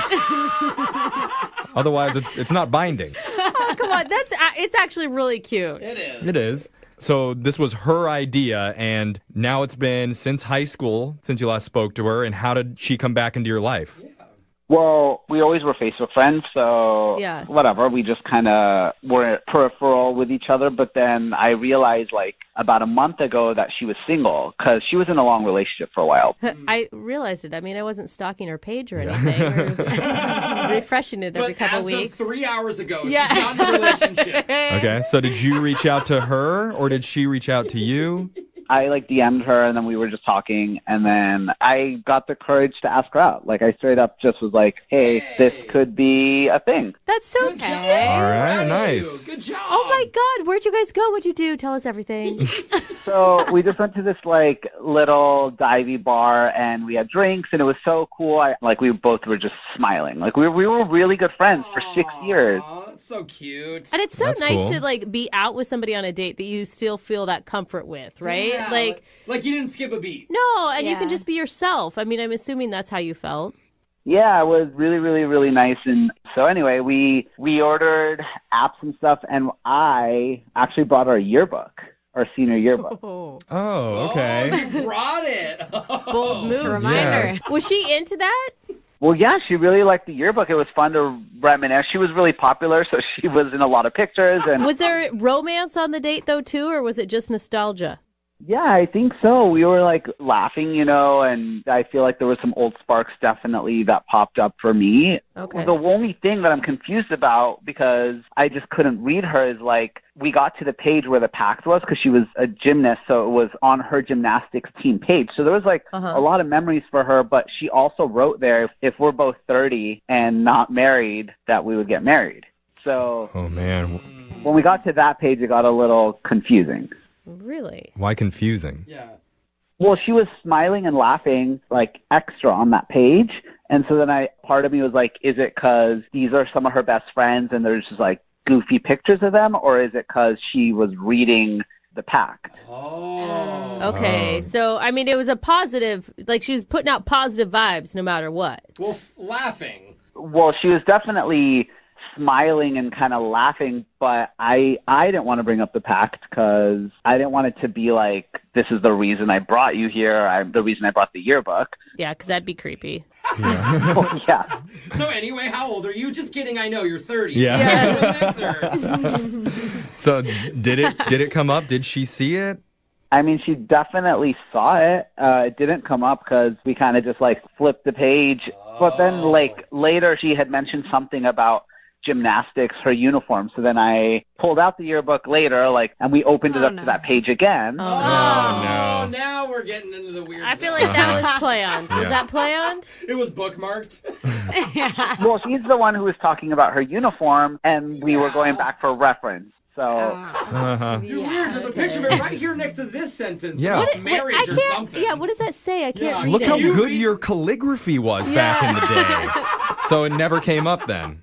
it never came up, and obviously I wasn't going to bring it up because I wasn't, Well, Okay. right, and you gave her enough opportunity for her to say something. I mean, what did the night end like? Well, it ended with a hug, which is fine. I'm cool with that. So it kind of. I'm cool with that. You're not. Fine. I'm fine. Have you guys ever kissed in the past, or would that have been your first kiss ever? Her photo in the yearbook doesn't count. Yeah. Just saying. Well, technically, we were both in a play in 10th grade, and we kissed then. Oh, that okay. hot drama kisses that are All so right. awkward. Uh-huh. This is interesting. Yeah. This is very weird. So what's happened since that night ended? Have you reached out to her again? I mean, I have, and I haven't heard from her. So I don't know because she travels a lot for work. So I don't know if she got weirded out or she's ghosting me or she's truly just busy. All right. Okay. Oh, wow. Well, I can't read this one. This is an exciting one. It is exciting. There's a lot on the line. Yeah. He's so cute. So let's play a creepy. song. We'll come back and we'll call Lib for you and try and get you your second date update, all right? Thank you. All right, hold on, man. If you're just tuning in, we've got David on the phone. And David made a pact with a girl named Lib back in high school that if they were both single by age 30, they'd get married. Yes. And fast forward about a decade, they're 30. Uh-oh. And the other day, they reconnected and went out on a date. David even brought along the school yearbook with the signed agreement inside. But he's not sure if Lib saw the pact in there. So, I think she did. Of course she did. He showed it to her twice. Yeah, I twice. mean, but it never came up in the conversation. I know, because it was on her gymnastics page. And it's been kind of weird ever since then. Now, David, I know a lot's on the line here, but how about this, okay? If by the end of this phone call you don't get another date, how about you and Brooke make a pact? Aw, that's cute. Brooke. I'm Brooke loves the pact. I'm already married. If she's still married by age 50, she will sleep with you. How does that sound? We all know that's very likely. That is not. David, don't take me up on that, okay? I don't cheat on my husband. Yeah, not today. Yeah, sure. Not yet. David's scared. Did Are we you scare him scared, away? David? Yeah, I'm just listening.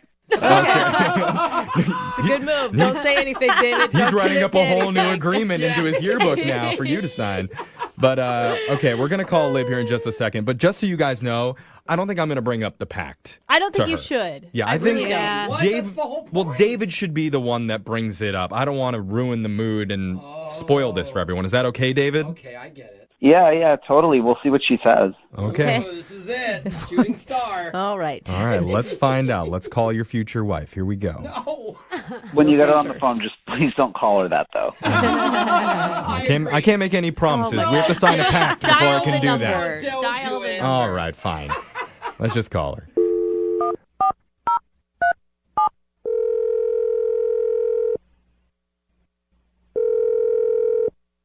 Hello, Hi, can I speak to Lib, please? this is she.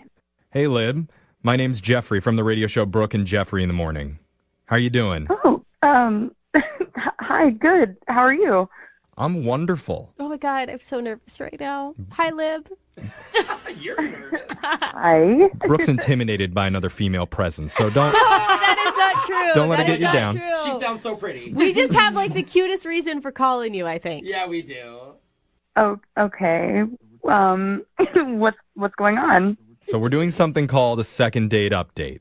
That's where if you go out with someone and afterwards, if they're not getting in touch with you, you can reach out to our show and we'll call them to try and figure out the reason why.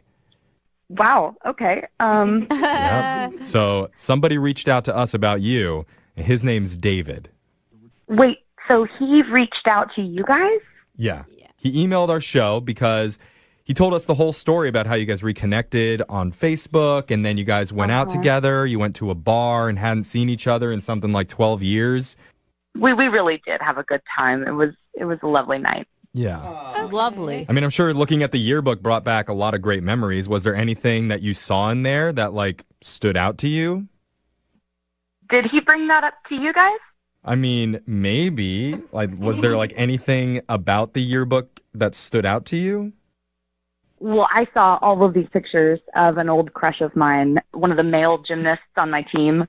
I was kind of looking at those pictures a little bit, and I hope he didn't notice. But Oh my God. Oh, there was a dude in the Wait, gym pictures. when you were looking at your gymnastic pictures, you weren't looking at like your funny outfits. You were looking at some dude that you liked. The outfits are so funny. But yeah, I mean, there was this really sweet guy on the team, and he was like our star.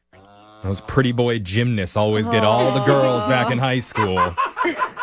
But, yeah, no, David didn't mention anything about your gymnast crush, but he is interested in hanging out with you again. Is that something that you would be open to?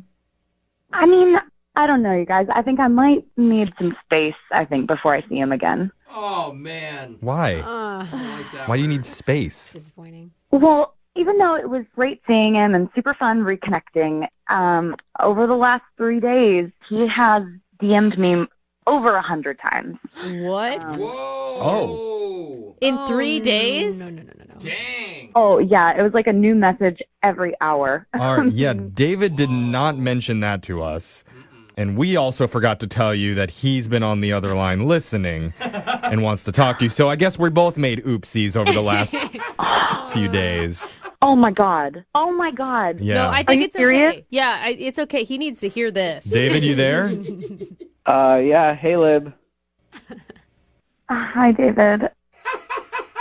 David, 100 DMs, dude, in 3 days? Yeah, you're supposed to slide in her DMs, not surge into it. Well, it was not 100 messages. It was maybe like 80, maybe 90. But, I mean, a lot of them were just pictures. They were scanned pictures from high school. So if I'm sending like 20 pictures, that is counting as 20 messages. That's not fair. Okay, it's just been really overwhelming. Yeah. I mean, it's so fun to go down memory lane and to be nostalgic. I really did have a great time seeing you again. Well, that's good. I mean, I felt that same way. And I mean, I know you're saying that, and I know you're Yeah, really busy. obviously, David. I think your message is loud and clear, bro. Well, I mean, okay, the truth is, and like Lib, you can attest to this, like we made a pact. I mean, we did. We said if we were 30 and not married that we would be together. Okay, the tone of that not was do not this. right. Sounds like you owe me. Yeah. Oh, I was hoping you wouldn't bring that up. That was from so long ago. That was from 2 weeks ago. Like we re-looked at it 2 weeks ago. No. When you wrote the pact, I think she's talking about David. And did you hear her? She wrote it on her gymnastics page, like next to a picture of her actual crush. Yeah. Like, I don't know how sincere. I mean, Lib. Can you maybe take, I'm wrong. I mean, can you take stuff seriously when it's written in like rainbow gel ink? Brooke, you were on my side. Yeah, you Yeah, were, but David, you DM'd her like 80 times, man. Like, there's a difference between like touching on like the relationship you used to have and trying to build a new one, and then just living in the past. Because that's what it feels like you're doing right now, David. Okay, I have to ask this. This is weird, but have you been waiting for this, bro? Have you been trying to date all these years at least? Yes, I haven't been waiting. I've been dating, and I'm very successful in business, and it's just kind of hard to find someone that doesn't want to use you, and that's why I'm reconnecting with Libby. Okay, I just had to ask. Lib? Yeah, what are you thinking, Lib? Oh my God, so much. Oh, David, I have so much going on right now. Like, I'm so busy all of the time. All of the time. Every single second. I mean, here's the thing, David. I think Libby is, I mean, obviously she values you as a person, as an old friend, and she's trying to let you down gently right now, man. Brooke, that's not what I want to hear right now, okay? You were on my side, and your job is to call her and get her to go on a second date with me. Not break up with me. Like, we have a pact. Break up? You're not in a relationship. Yeah. No, wait, which pact are we talking about? The one with Lib or the one that he made with Brooke before we made the call? Which pact are you referring to? Oh my God, that was a joke, okay? Now I'm starting to worry because he's taking these packs seriously. That was a joke, David. All right. Writing the date down right now. Well, let's just focus on Lib, okay? Lib, I need to ask you, would you be willing to go out with David one more time? We will pay for that date. Yeah. What about this? What if we change the pact?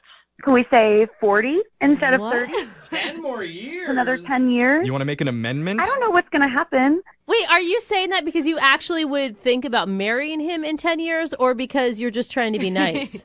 I don't know where life's going to take us. I mean, I never thought I'd be where I am today, you know? And, David, I really did truly have a good time with you. But I'm willing to extend the pact a little bit if...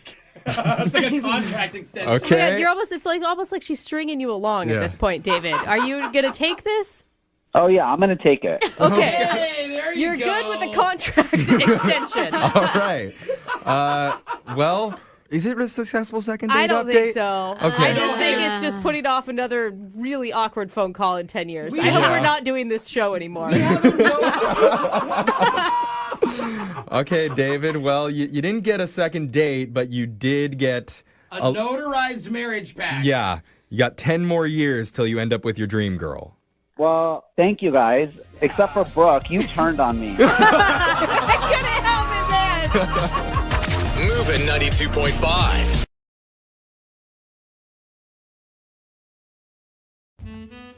We got an email from one of our listeners who described her first date as messy.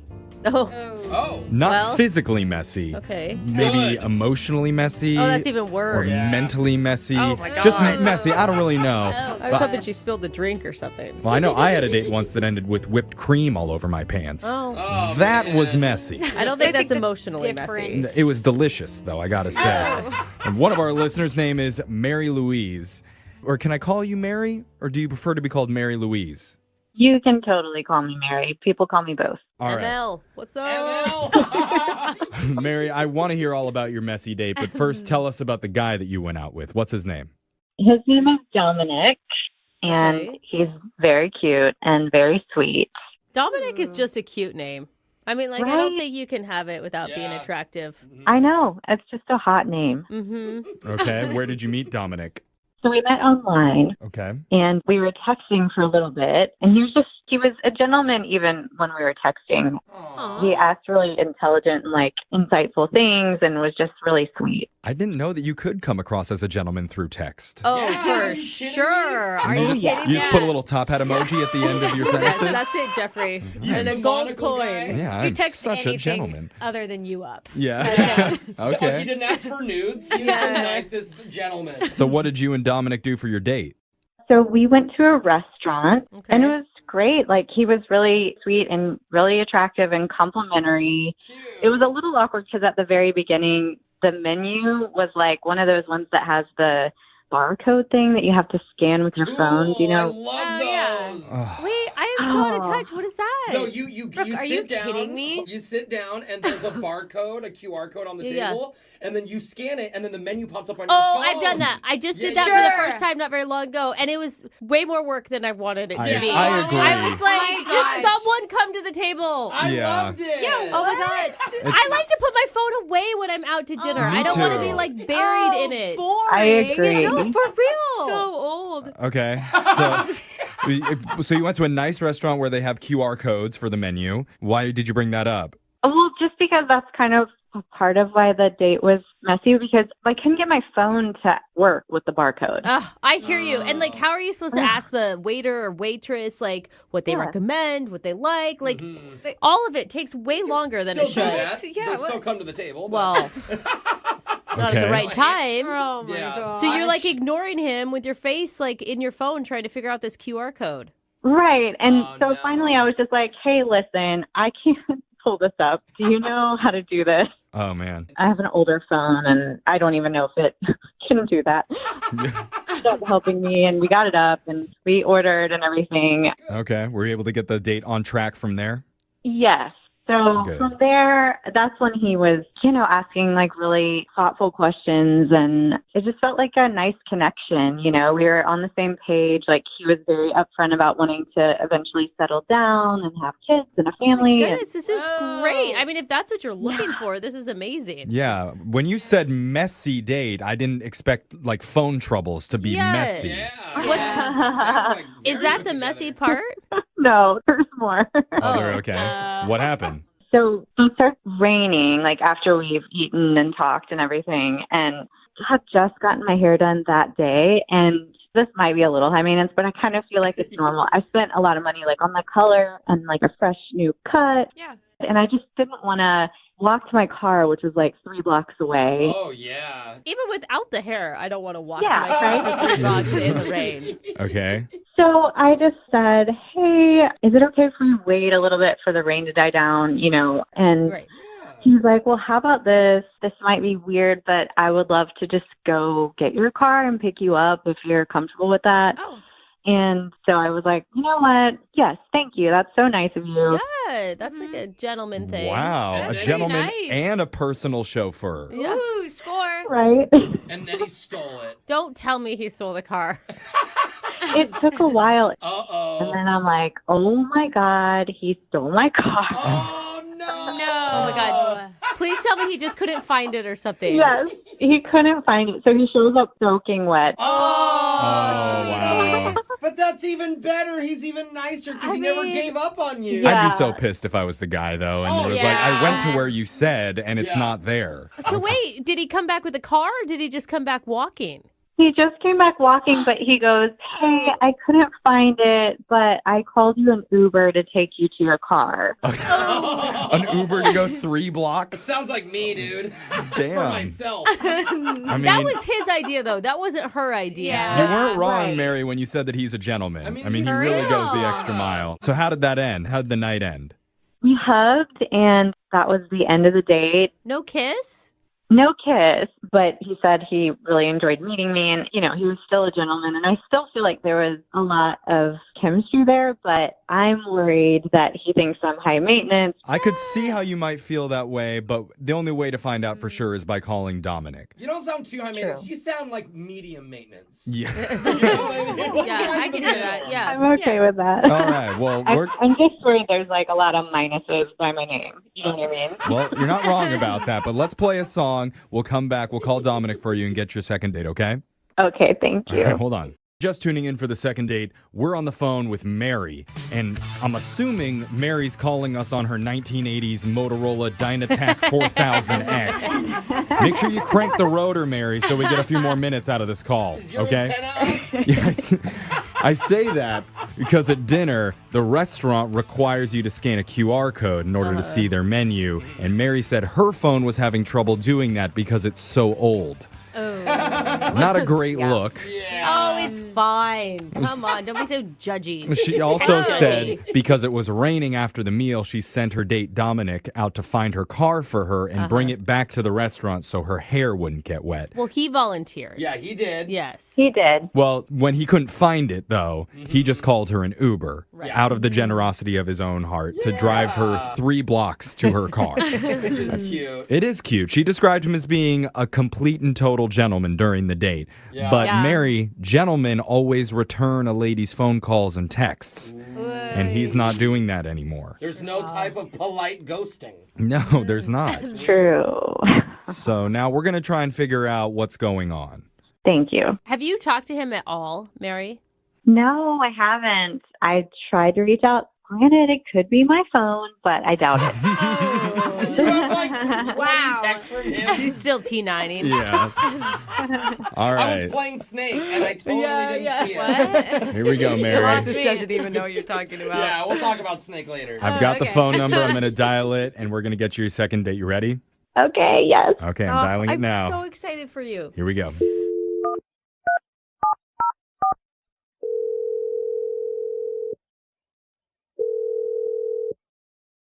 Hello. Hi, I'm looking for Dominic. Speaking. Who's this? Hey, Dominic. My name's Jeffrey from the radio show Brooke and Jeffrey in the Morning. How you doing? I'm fine. What is this regarding? This is regarding a segment that we do on our show called The Second Date. Have you ever heard of that before? I don't think I have. Okay, well, it's really fun, and now you're a part of it. For some people. Yeah, that's true. I shouldn't jump to conclusions, but the way that it works is if you go out with someone and afterwards, if they're not calling you back, you can email us, and we'll reach out to them for you to try and help you figure out the reason why. Okay. And so recently, you went out with a woman who's been trying to get a hold of you. Her name's Mary. Yeah, all of this is true. Yeah. Okay. I can't read that laugh, man. I don't know if that was like, oh, Mary, or oh. Or if it was like, oh, Mary. Yeah. So here's the thing. I mean, the reason why she reached out to us is because she had a great time with you. And she's confused why you've been avoiding her ever since the date. Really? That's surprising to hear. Really? What? I mean, her description of the date, there was a couple like little missteps, but overall, it sounds like you guys had a real connection. Yeah. I'm curious to hear what she categorized as the missteps. Well, she mentioned that there was a little bit of trouble pulling up the menu at the restaurant because her phone was having some issues. Technical difficulties. Yeah, I mean, there's like the QR code. You just hover your camera over that and it pop open. We know how to use them. Yeah. We know. Sure. I mean, was that a big turnoff to you that she had an old phone? No, that wasn't a big turnoff. Like, you just didn't know how to use a QR code. Not a big deal. Okay. But she handed me her phone so I could give her a hand with it. And as I was helping her, a text message popped up from someone named Mr. Big. No, we all got a Mr. Big in our phone, right? Jose, that is a Sex in the City reference. Mr. Big was Carrie Bradshaw's it guy that always got away, like the elusive one that got away. I did not Not know what you were thinking. And it's not a good sign. My bad. In my opinion, either way you slice it, it's not great. Yeah. Yeah. It had a message, I'm thinking about you, and then a wink emoji.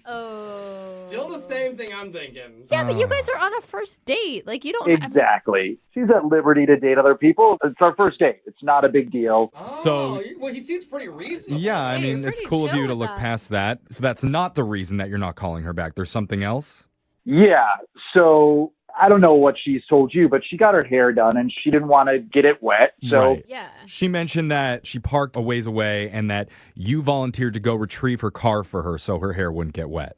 Yeah. She really thought that was a strong move on your part. All of us did. And she felt really bad when she sent you in the wrong direction. Yeah. That was an honest mistake.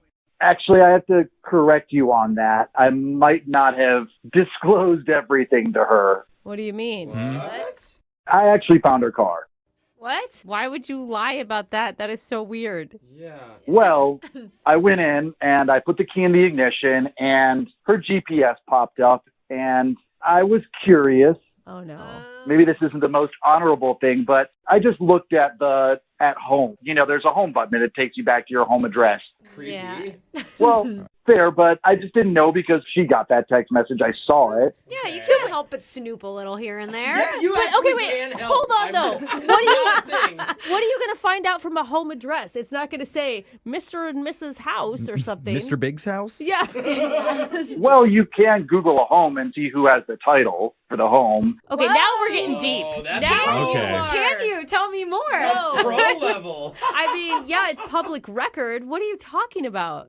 So I went to the county website, I looked up the records, and figured out that the home that she lives in is owned by a guy. A guy? Okay, everybody calm down. Whoa. Okay, you don't know. She rents, okay? She lives with her brother. Or she's married. She has a boyfriend. She has 5 boyfriends. Oh my Her God, dad we bought are the house jumping- for her. Oh. Seriously. Whoa. There could be an explanation There's there. 1,000 explanations to No. her not owning her own If home. a guy owns the property, she's bad news, bro. I got your back on this. That is dumb. Thank you, man. I got you too. Yeah, Well, bro. Stick No. together Okay. on this. Slow down, Dominic. Yeah, did you ever, I mean, obviously you didn't ask her about this. I feel like it's something you should have brought up to her. I didn't need to ask. I mean, she's getting texts from some dude named Mr. Big, and she's living at some guy's house. I mean, it just felt like the signs were there, and they were presenting themselves pretty clearly to me. This is so dumb. There's- we don't even. There's so many questions here. Yeah, exactly. She's not in another relationship. She Well- wouldn't be calling a radio show if she was in another relationship. That doesn't make any sense. But she didn't know that guy was in her car and saw that information. Maybe she thought it was all hidden. She'd be the worst cheater ever if she's on the phone with us. We don't and have then- a lot of good cheaters Okay, that come on this show. They're all pretty bad at it. And I think Just the ask her. only way to do this is to directly ask her. Because Dominic, I need to let you know, Mary's on the other line listening, and she wants to talk to you. She's on the line? Yes. Yeah. Extra sneaky. Don't you just want to ask her? Mary? Yeah? Guilty. That is an evil voice right there. Watch out, Dominic. A lot of questions coming your way. What's going on? Uh-oh, Mrs. Big. Dominic, I'm really disappointed that you did this. Like, this is really bad. Wait, what did I do that is really bad? Like, invasion of privacy. You're looking at my GPS and records from where I live. Like, You asked me to go get your car. I had a little bit of information that was there. It's not like I'm stalking you here. but you didn't even tell me you found my car. You lied about that. A gentleman never finds a car and tells. Oh my God. I mean, Dominic, just ask her, Dominic. Ask her if she's in a relationship. Yeah, okay. Are you in a relationship? I live. It's complicated. Oh, no. Mary! Always complicated. I had your back. Oh my gosh. Damn I didn't it. think it was true, dude. Okay. Mary, answer. Let her finish. Let her finish. Okay, so I'm I'm still living with him, but we have had the conversation about breaking up. Like, we're on the way out. Whoa. So you've had the conversation about breaking up. Does not sound to me like you have broken up. Exactly. This is why you always go through people's things. The guy that you're currently with, that is Mr. Big. Yeah. I don't even know if I even believe that anymore, Mary. I think Mr. Big's another one. What are you doing? Mary. This never would have happened if you didn't go through my stuff. This relationship is on the way out. It's going to end in like 2 weeks. Oh, that's still not an excuse. So, Mary, you plan the date with Dominic for 2 weeks then? Like, after you break up, you don't do the date before you break up? It's messy right now. We still sleep together. That's the mess. Oh, dang. Dominic, how are you feeling, man?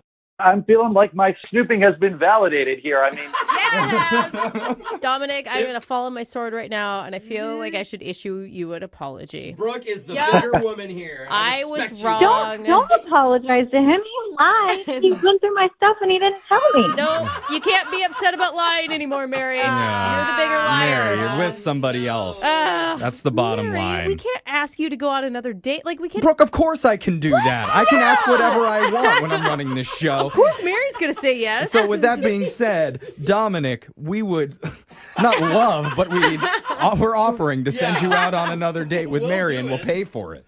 do you have to ask? I mean, she's in a relationship. It's a hard no. Oh, what a gentleman. Mary, don't be calling radio stations until after you break up with someone. She doesn't have to be single then. She just Listen, goes... I'm fine. I don't want to go on another date with liars. Oh. Okay. I get that. And Mary, maybe like get a new phone that has better privacy settings so that they can't get in there and see. Like a lock screen? Because that was obviously the issue. That was the problem. Yes. We got an email from one of our listeners named Mary. She told us a little bit about her date and says she feels awful about it and thinks it's her fault that she's not getting a call back. Wow. Is this like the first person with like some self-realization on the phone with us? True. Like, what's going on? I don't know exactly what that means, but I'm guessing she accidentally ran him over and feels bad.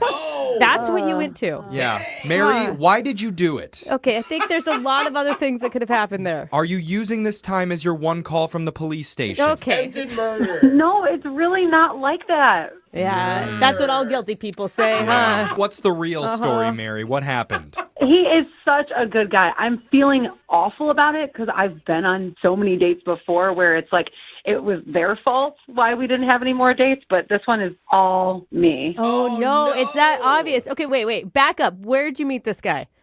We met on Tinder. His name's Adam. Okay. And I have to say that when you're doing the swipes and things like that, I know your human nature reaction is to definitely swipe right onto all the hot guys. Yes, I think that's what Tinder is for. But Adam's not like super good looking. But that's okay. Is that what you told him? And that's why you know that he's not calling you back? Because that's pretty rough, Mary. No. I've swiped right on tons of hot guys before, and they're just really self-obsessed. They're jerks. I was done with it. So I'm like, I'm going to swipe on a not so good looking guy. Oh. Wow, that actually makes sense. I Yeah. feel the same about hot girls. Yeah. I'm always like, she's not going to want anything to do with me. Yeah. That's a good strategy. But the uggos, like, there's no risk there. Absolutely. Mhm. They're always down. You guys, she's not saying he's ugly. He's just not the best. Like, maybe he has stronger attributes other than his looks. It's kind of like Ed Sheeran. He's not awful, but not But he's great. rich. Got it. Okay. Well, but there are a lot of men out there that once you actually get to know their personality, they're 80 times more attractive. True. That's So what was it like? What'd you guys do? We did a dancing lesson. Yeah, that's pretty Yeah, hot guy would never be down Yeah. for something like that. Exactly. Kind of fun. Exactly. So what kind of dancing lesson did you guys do? We did a little swing dancing, like a little, who is that, Brian Setzer or something, or like, you know, swing dancing. Yeah, welcome back to 1986.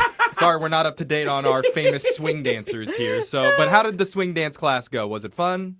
It was a lot of fun. Like, they teach you some basic moves because neither of us had done it before. And then you get to switch a bunch of partners. Oh, Mary. That was the fun part of it. Okay. You got to take a break from boring old-looking Adam and got to look at some really hot guys. It's like swiping right in real life. Yes, and it was great because everybody's got like different levels. And I even danced with this cute 80-year-old guy. Aww. It was adorable, guys. Okay, so that's great, but what about poor Adam? Yeah. Remember, you're dating Adam here. When did you screw it all up? That's what I want to know. Okay, I'll get to that. But here's the one thing, and this is why I really liked him, is because after I danced with that 80-year-old guy, I was kind of like jabbing at him a little bit.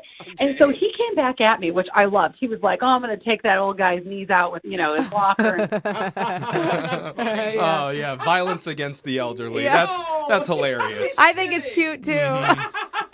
It was going so well. We were like, let's do drinks. We just, sweated a little bit. So we went and grabbed some drinks. And then I ended up at his place. Okay, so all of this is great so far. So wait, that you ended up at the elderly man's place, or you ended up at Adam's place? Follow along. Okay, I'm just trying to make sure we're getting it straight. Adam's place. Thank you very much. Okay.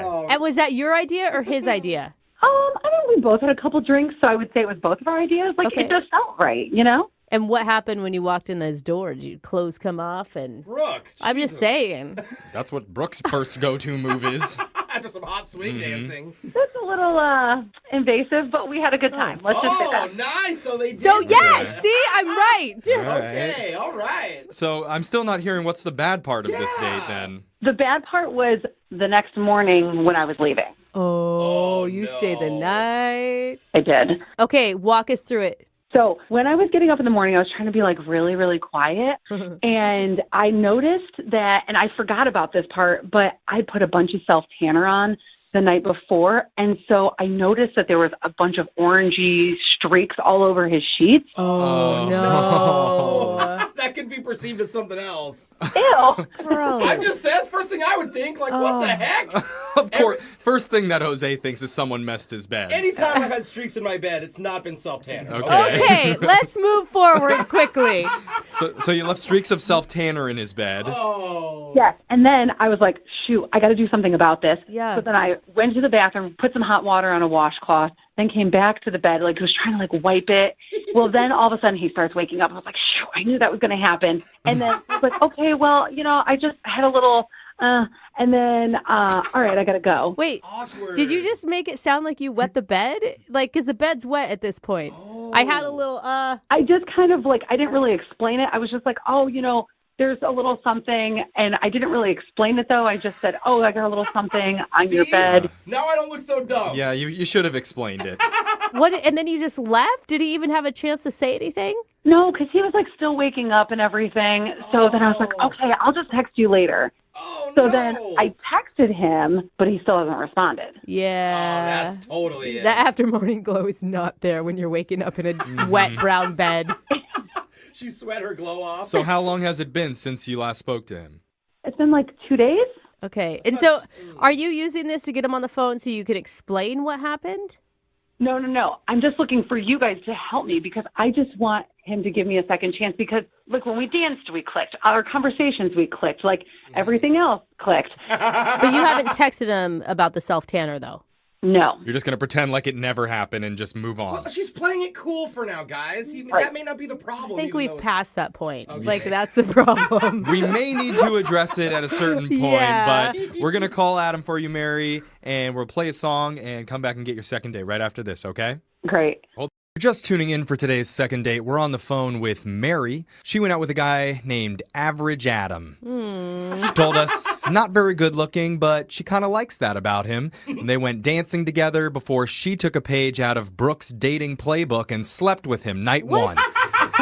I mean, I want to argue, but... Just classic, bro. Hey, you know what? I know what I like, okay? Now Mary's worried that he's not calling her back because in the morning, she realized that some of her self-tanner rubbed off and left a stain on his sheets. She tried to clean it, but he started waking up, so she just decided to leave, no explanation. Now, Mary, we're going to call Adam, and how do you want us to approach this? So I've been thinking about it, and I say don't bring up the self-tanner right away because maybe there's something else. Like, I've listened to you guys a bajillion times, and it could be something totally different. Maybe he just didn't think I was that cute, Or I like that, Mary. You won't be offended if the guy that you don't think is attractive doesn't find you attractive either. That's good. That's good. You know, some people just are into different things. So maybe he's just not into that. But, like, I think I'm pretty cute. That's a smart So move. don't bring up the wet brown bed until later. Right. If it comes to that. All right, Okay. Mary. Okay. Let's call Adam right now and get some answers for you. Ready? Yes, thank you. All right, here we go.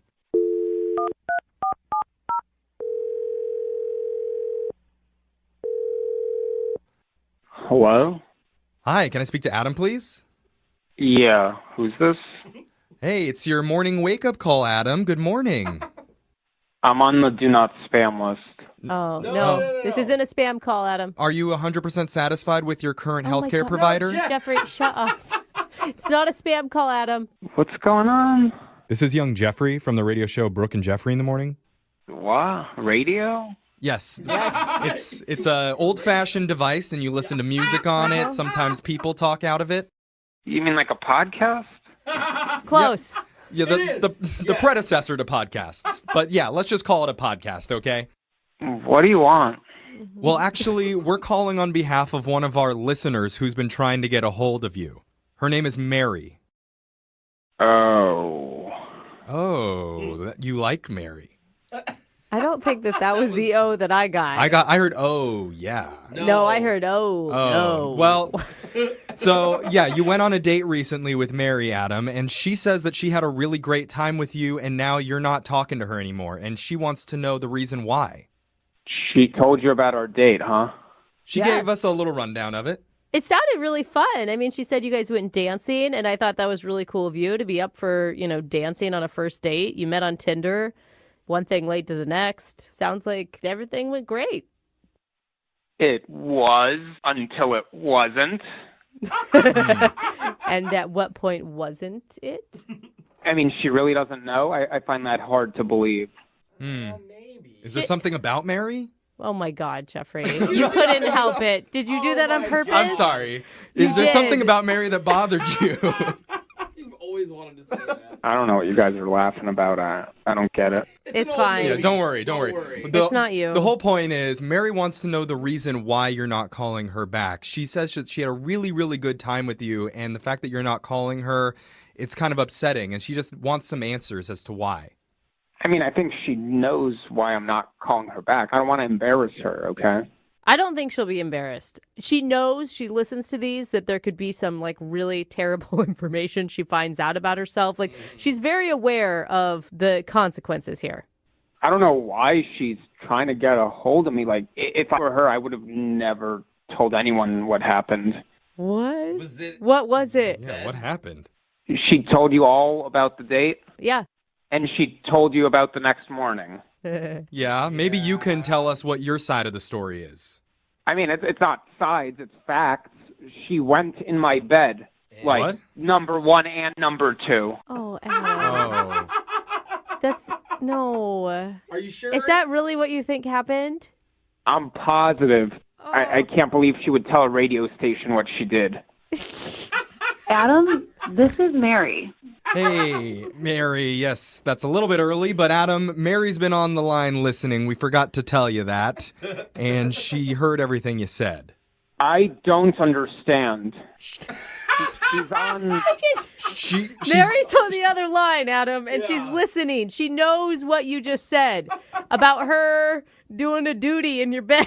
Number 1 and 2. Bed. It wasn't that. There's a good explanation. Adam, I really do have a really good explanation. I can't believe you're on the whole. If I were you, why would you highlight that you did this? What's wrong with you? Oh my God, just wait. I was wearing self-tanner, and I had a lot on from the night before, and so then it got all over your bed. So I was trying to quietly wipe it off. That's what it was. Listen, I was in the bed. It wasn't just that. There's a specific smell, and it wasn't tanner smell. It was number 2 smell. Oh my God, Adam, you don't believe her? No, I saw the evidence and the smell. I know what number 2 smells like. Come on. Wait a minute. So who's lying here? Mary. Okay. There might have been a little bit. Oh! Wait, what? Hold Wait, on. what did you just say? Only because I had drank a lot the night before, and you know what happens? Like, whenever you drink a lot. What? Hold on. You told us it was just self-tanner. No. Well, it was mainly self-tanner. Oh my God. I feel so dirty. Why are you doing this, Mary? Mary. Adam is right. Why aren't you ashamed? Like, what is your problem? Why are you calling us? If that's what are you doing? Run. Never call this guy again. It was just like a little bit, like a tiny little streak. Like, you know when, like, you have to fart? Oh, my God. No. I know. I'm so disgusted. It was gross a couple days ago. I tried to block it out of my head. You guys are making me relive it, and I'm just as disgusted now. And it wasn't a little fart. It was a Jackson Pollock of fart. Oh my God, stop it. Stop with the visuals, people. Just burn the sheets. Take the mattress to the dump. I burnt my sheets, and she left. She left me sitting in it. Like, she didn't even offer to help. Oh my God, it's all so disgusting. Mary, how can you leave a guy stranded like that? You didn't even apologize for it. What was I going to do? Like, pick up my underwear? Oh, and can I have your sheets while I'm at it? Like, no. Or am I going to stay? Let me do your laundry. I know we just met. No. Honestly, it was like the tiniest little thing. Plus, our conversation was great. The dancing was You great. got it on my arm. You got it on my arm. Oh my God. I think you're exaggerating a little bit. I mean, it was like just like the tiniest bit. Oh, no. Even a little bit is too much, I think, Mary. You guys need to listen to me. Like, we connected. Adam, did we not connect? Like, think about when we were dancing. Think about when we were having drinks. Like, it was the best first date I've ever had, minus that little short thing the next morning. But regardless of everything else, 5-star date. It was amazing. You can justify however you want, but the fact is you took a crap in my bed. Yeah. I didn't take a crap. I was like a shirtless. Enough of the descriptors. Please just ask them, Jeffrey. All right, I can't do this anymore. Okay, Adam, in some cultures, I think going number 2 is a sign of affection to a person. So I didn't know that. I'm just assuming maybe that's Mary's culture, and in that sense, she really liked you. So maybe you would consider going out on another date with her, and if you would, we would pay for it. What? Yeah? Another date? Are you imagine us, we're hanging out, we're sharing an appetizer at some Applebee's. What do you think I'm going to be thinking about? Her going in my bed. How do you think this is salvageable? Yeah. Dude, I hear you, Adam. I wasn't even there, and I can't get the image out of my head, She man. can empty herself before the date to make sure there's no accidents. Mary. Adam, you are very emotional right now. And when you calm down, call me. We'll work it out. We'll do like dancing lesson number 2. It will be so good. Yeah, dancing lesson number 2, her specialty. Oh, number 2. Stop. That's gross.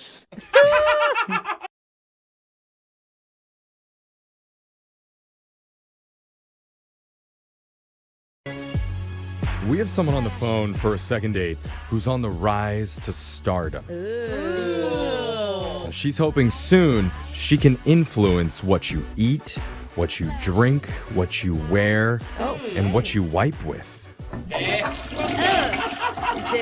Do we have the Chardon there on the phone with us? No. I'm just saying earth-friendly toilet wipes are going to be the next big thing. I just switched to bamboo toilet paper myself. Did you? Yeah. You're so rich. It's a little scratchy. Bamboo. Yeah. Just a little bit of blood on there, but it's okay. Anyway, she's hoping to become an influencer someday, and she's also hoping that we can influence the guy who's not calling her back to give her another date. Okay. So let's say hello to Marianne. How you doing? Hi, guys. How are you? Good. So what does Jeffrey mean? Are you like trying to be like an Instagram influencer, or what are you doing? I am. I'm really active on the gram, and I just really love kind of those people who have this aspiring lifestyle and just really bring joy and comfort and happiness to other people. That's kind of what I aspire to be. Okay. So you're not petty enough to be an influencer. That's nice. You need to care about your looks She is the live, laugh, love of Instagram is Sure. what she is. Well, Marianne, before we get into this, I just feel like I need to ask you, are you only doing this just to get more publicity for your page? Oh, doing our show. Because I don't think it would be fair if you did that and we're giving out your Instagram handle just because of that? I won't plug my Instagram handle. Okay. but- Also, Jeff, no offense. I don't know how much our show would help her out. You know brag what? about That's a fair point, but let's get into your date, Marianne. Tell us about the guy that you met. What's his name? So his name is David. Okay. David. Stop it, Jeffrey. Hey, you be nice. Okay, I'm sorry. Did David slide into your DMs? How'd you meet him? He did slide into my DMs. So, we're on Instagram and he liked a handful of my pictures. And, I kind of looked at his and liked one back. Okay. It's so funny how it's like a secret ritual when you're on Instagram. Like, you like a few of mine, I like one or two of yours, and then that's the opening to, like, DM me. Yeah. Without saying anything. It's like a mating dance. It is.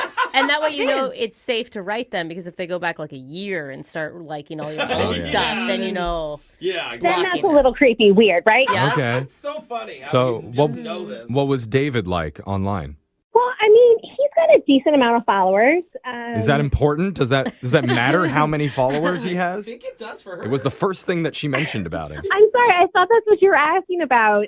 I mean, what type of guy is he? Is he an attractive guy? Yeah, he's good looking, and it looks like he's fairly active and he likes to do things. Okay. She's like, oh my God, he's super ugly and lazy. I love it. Yeah. What'd you guys do on your date? So he actually asked me to go to Boba. Ooh, that's so trendy. Yeah. And it's so Instagram friendly. Mhm, very gram-worthy. Well, it's just a really fun, cheery place, but it's an opportunity for us just to kind of sit down and casually get to know each other without a lot of pretense. Okay. So did you treat it like it was a date, or were you treating it more like a business meeting? Oh. Honestly, I have to say both because, similarly to me, and we found this out when we were talking before we met in person, is that he wants to become an influencer as well. And he doesn't have as many followers as I do. But that was definitely something that we connected with. Sure. Okay, so you could be like the Instagram power couple eventually. Right. And it was kind of something we joked about, but then it was like, oh, this would actually be fun. And we were having a really good time. So we were talking about, different things that we could do and different ideas we had. Oh, like actually working on collaborations together. Yeah. It's when something is so close to your heart and you spend so much of your time and energy into it, it's just naturally going to come up in the conversation. So it did that for the both of us. Wow. Okay. Hashtag relationship goals. So he was talking about, an idea to get more followers, and he wants to buy an old school bus and retrofit it for a road trip. I've never seen that done on Instagram. There's a lot of accounts of fans that have done that. Yeah. I'm so glad you said that because that's kind of what I said. I was like, oh, that's a cool idea, but I've definitely seen that done on several different accounts before. Was he put off by that you kind of Well, he gave me this kind of shocked look, like I had hurt his baby, but then I was like, how much are you really on Instagram? Because that's pretty common right now. So anyways, the date went on, we walked around the park, we took some pictures, as you would expect. It ended with a little kiss on the cheek, and we took selfies of it. Oh, of course. Wait, you took selfies of the kiss on the cheek? You kind of have to when it's the golden hour and the sun's setting. It's perfect. She'll edit him out if she looks good enough. I feel like their first time hooking up. She's like, okay, hold on, let me grab my phone. That's all of our firsts. I get that, but it feels so performance, right? It feels like a performance. It doesn't feel like a genuine moment between you two. Did you feel like it was? Oh, absolutely. And I think it's probably because we had talked about different things we want to do and we kind of laughed about it of been like, I don't know, how do you want to end this date? Should we take a selfie? And so it was kind of this fun, flirty way to end things. Yeah. Well, and I will give you credit, as an influencer, whether it's YouTube or TikTok or anything, you're used to having the camera out at all times. For food, Absolutely. for It's like everything. how you look at the world. So after the staged cheek kiss, how do you end the night? We just ended the night and I went back to my car. He went back to his car and I had a great time, but I just haven't heard from him. The only thing I can think of is me kind of saying the bus wasn't the best idea because it had been done before, but it was such a minor thing. Did he get into a bus and drive away at the end of the day? Because maybe that was... Ruin the surprise. He's like, I'm already in it. Okay, never mind. As far as I know, he did not. Well, we have some investigating to do. We're going to play a song. We'll come back. We'll call David for you. It's David, by the way. Oh, excuse me. It's David. We'll call David, and then we'll try and get you your second date. Okay, Marianne? Okay, thank you. All right, hold on. If you're just joining us, we're talking to a possible future Instagram star right now. Yeah. Her name's Marianne. She met a guy named David through the gram. They went out to boba tea together, had a walk in the park, took some pics, but now he's not calling her back. And Marianne, I told you that we would not plug your Instagram on the show, but I never said we wouldn't plug our own. So Alexis's is at Alexis_Fuller. Yes, it Jose is at Hilarious Jose. Yeah, baby. Mine is at It's Young Jeffrey, REY. And Brooke's, actually, I don't follow you, Brooke. What is it? It's at Brooke Fox. Two Foxes Yeah, in that because one. remember, because I married the guy and he already had the last name Fox. It all makes sense. Okay, Brooke, you shouldn't have to describe your It's handle. my to maiden people. name. Yeah. With If you want to see a lot of Jeez. baby pictures and like dog pictures. No, I'm very funny sometimes too. Very funny sometimes. Yeah, very, very funny baby pictures on there. Go check out at Brooke Fox. Okay, and then, sorry, Marianne, you told us in the first part you were worried that the reason David might not be calling you is because you made a comment about his idea about a school bus. What were you saying? He had this idea to buy like an old school bus and retrofit it, which is something that's been done a lot before. It's very trendy, yeah. And I just thought there was better ideas out there. Okay. It does still sound fun though. It sounds like a lot of work for just a It photo. does. Yeah. Yeah. The other thing though, Marianne, you guys had talked about collabing on stuff. Did you have projects like set up that you were going to work with him on? Because not only is he not calling you back for a date, he's not calling you back for that either. Right. And so some of my ideas, I'm a little hesitant to say because I don't want somebody to steal them. Right. Yeah, it's your Let's content. just say they're centered around travel. Okay. Okay. So Unique. also sounding. some whimsy. I've Come on, never Alexis. seen that. No, but Don't be jealous because you haven't gone viral. Well, Alexis is Okay? definitely stealing Yeah. that idea. All right, so we're ready to call David. Are you feeling ready, Marianne? Yes. All right, here we go. All right, let's I'm going to go. dial his number. We're going to get you your second date. Here we go.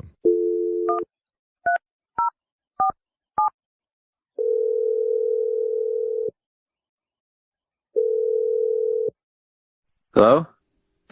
Hey, I'm looking for David. Yeah, this is David. Hey, David, my name's Jeff. I work on a morning radio show called Brooke and Jeffrey in the Morning.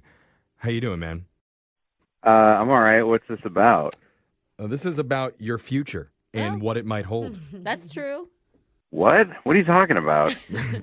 I'm talking about a date that you went on recently with one of our listeners.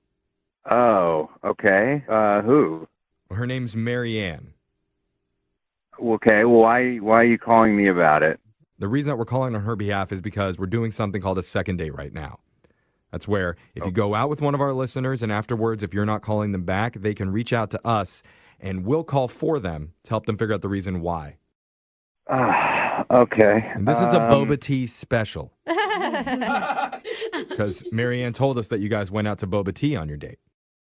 I mean, yeah, we did. And yeah, I just didn't feel like we were going to go out again. So, Oh, really? Oh, she felt different. Yeah, I mean, she said that you guys were even talking about like doing some collab stuff for Instagram because you're trying to be an influencer too. And did she get the wrong idea?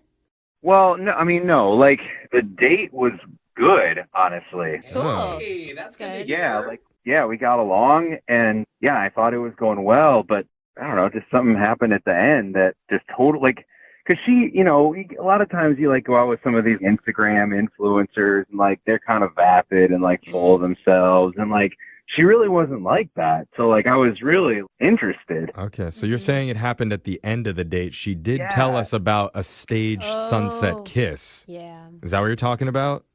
No, I do that all the time. That doesn't bother me. You always take selfies like that. He sometimes kisses himself. Okay. Every single sunset, he kisses someone. I mean, you know, that's just kind of what we do. Like everything is for the public, you know. Yeah, you're an influencer. Okay. Okay, so what was it then?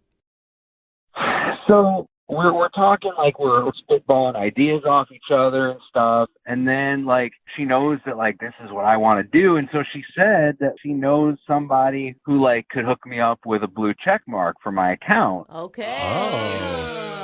I will say we all got one of those. It feels good. I don't. Oh, sorry. But thanks for rubbing it in. Okay, she has an in with the Instagram people. Yeah, which is like big time, you know? So yeah, it is. That's cool. I was like, awesome, you know, that'd be great and blah, blah, blah. But like, she wouldn't tell me who it was. She didn't give me their contact. It was like she like bragged that she knew somebody and seemed like she was being like, oh, and I could get this for you. And then she didn't give me any information about it. Like, it just seemed like super uncool. Okay, I kind of understand. Maybe she was gonna follow up later, or maybe like She said she's like, yeah, I don't know if I want to. Like, she totally got off the subject when I asked. Completely ignored me, and then that's when the picture happened of like she kind of like tricked me into like drawing my attention away.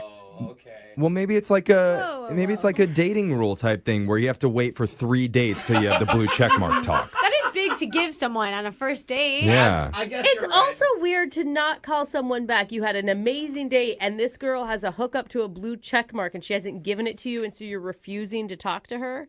I'm not like I'm never gonna talk to her. We texted a few times after this, but like that was like a super selfish thing to do, and like I'm just not into like that quality in a person. It's weird thinking holding a blue check mark back is selfish. Like the times have changed. I've had a lot of relationship drama, but not this issue. I mean, she can't inundate her one contact at Instagram with every dude she goes out with, you know? It took us all forever to get ours. Yeah. Yeah, but like I'm not every dude. We connected. Like it felt different. I think you're actually connecting on more levels than you even realize, David. Yeah, he's right. In fact, you're connecting to her right now. Yeah. Specifically her phone line, because she's been listening this entire phone conversation and she wants to talk to you. Oh my God. Yeah. Hi, David. It's Marianne. Hi. Yeah. You've been listening this whole time. Cool. Well, when you're like, we texted a few times back and forth, when I say, hi, how's your day? And your response is, hi, I don't know if that really counts. Oh, I'm sorry. I don't have all the time in the world to like write you a freaking novel every time you text me. Like I was just trying to be nice. Okay. Well, I'm sorry. In regard to the blue check mark, I wasn't intentionally dangling it in front of you like a carrot. I was just saying like, things move forward. There's the possibility of this. And that was more, I think, of the business side rather than the potential relationship side. So it seems kind of sucky that you made that decision that like nothing's going to move forward because I didn't further your Instagram account. Kind of sounds like a bribe to me. What? Yeah. Or almost a checkmark tease. That's kind of smart if it is, though. But I think she's right on. Like, if you were in a business relationship with somebody, you wouldn't, on the first time you met them, give them all of your secrets and goods, I don't know. I'm pretty sure Brooke slept with the guy to get us check I did not. I mean, she's like talking about it. Like we didn't have this like long. It's not like I walked up to her on the street and was like, "Yo, hook me up with a blue check mark." And like I have been at this for a long time. Like I've got over 25,000 followers, and by the way, unlike you, they're all real people. I checked. Wait a minute. What does that mean? That hurt. Hold on, you're a fraud? Who are you talking to in this? Are you talking to one of us or are you talking to Brooke, did you buy our check marks? No, I'm talking to Marianne. Wait, hold on a second. You sat there and went through every one of my 50,000 followers to find out if they're real? I hate when people buy fake followers. I mean, it is really obvious when you have fake followers. You get like 100 likes. Totally. And they're all Russian names. Yeah. Marianne. With a lot of like underscores. Are you saying it's not true or is he right? I bought followers when I first started because I wanted to move things forward, but it's not something that I have done in like 2 years. Dude, I will say I have worked with people who have done the same thing. Okay? And put a lot of money into it because they think that that's how they're going to look important. Yeah, see, that's what I'm talking about. The whole point is to be authentic on there, to have a real authentic persona, and you were just totally fake from the beginning. Okay, totally so fake. If the bots brought other people in, they don't have to stay following my account if they don't like it, but they've managed to stay. I mean, I guess she's right. I could argue either side, but I Me think too. we're really getting away from the part of you guys had like some romantic connection. No, I'm I'm- kind of interested in this I know. part. I'm Yeah. living for the gram drama. Come on. Petty. This Don't is we want petty. to date? Like, can you guys get past this? Can you put this in your past? Yes, Brooke. No, I mean, it's not only a no for me, but like now I'm seriously thinking about reporting her to Instagram for having all these fake followers. No, bro. Oh. Don't get her account shut down after years of work. That could happen. Will they do that if you have fake followers? I think there Oh, was shoot. people they did a purge like years I gotta ago. go report some people. Oh, don't you get petty on us, Brooke. You can go ahead and do whatever you want. Like I said before, I already have ins with Instagram. Oh, that's right. Her friend works there. Oh, that's what she has the hookup. Oh. You're never getting a blue check mark, David. No, you Oh my God. Oh, man. I cannot wait to watch the reaction video on my own Instagram later. At It's Young Jeffrey. Make sure you follow. Only real followers. Thank you. That's why they're so few. Yeah, because I'm the real deal. Because your content sucks. Hashtag Graham Life. We need to do a collab. yeah, that's-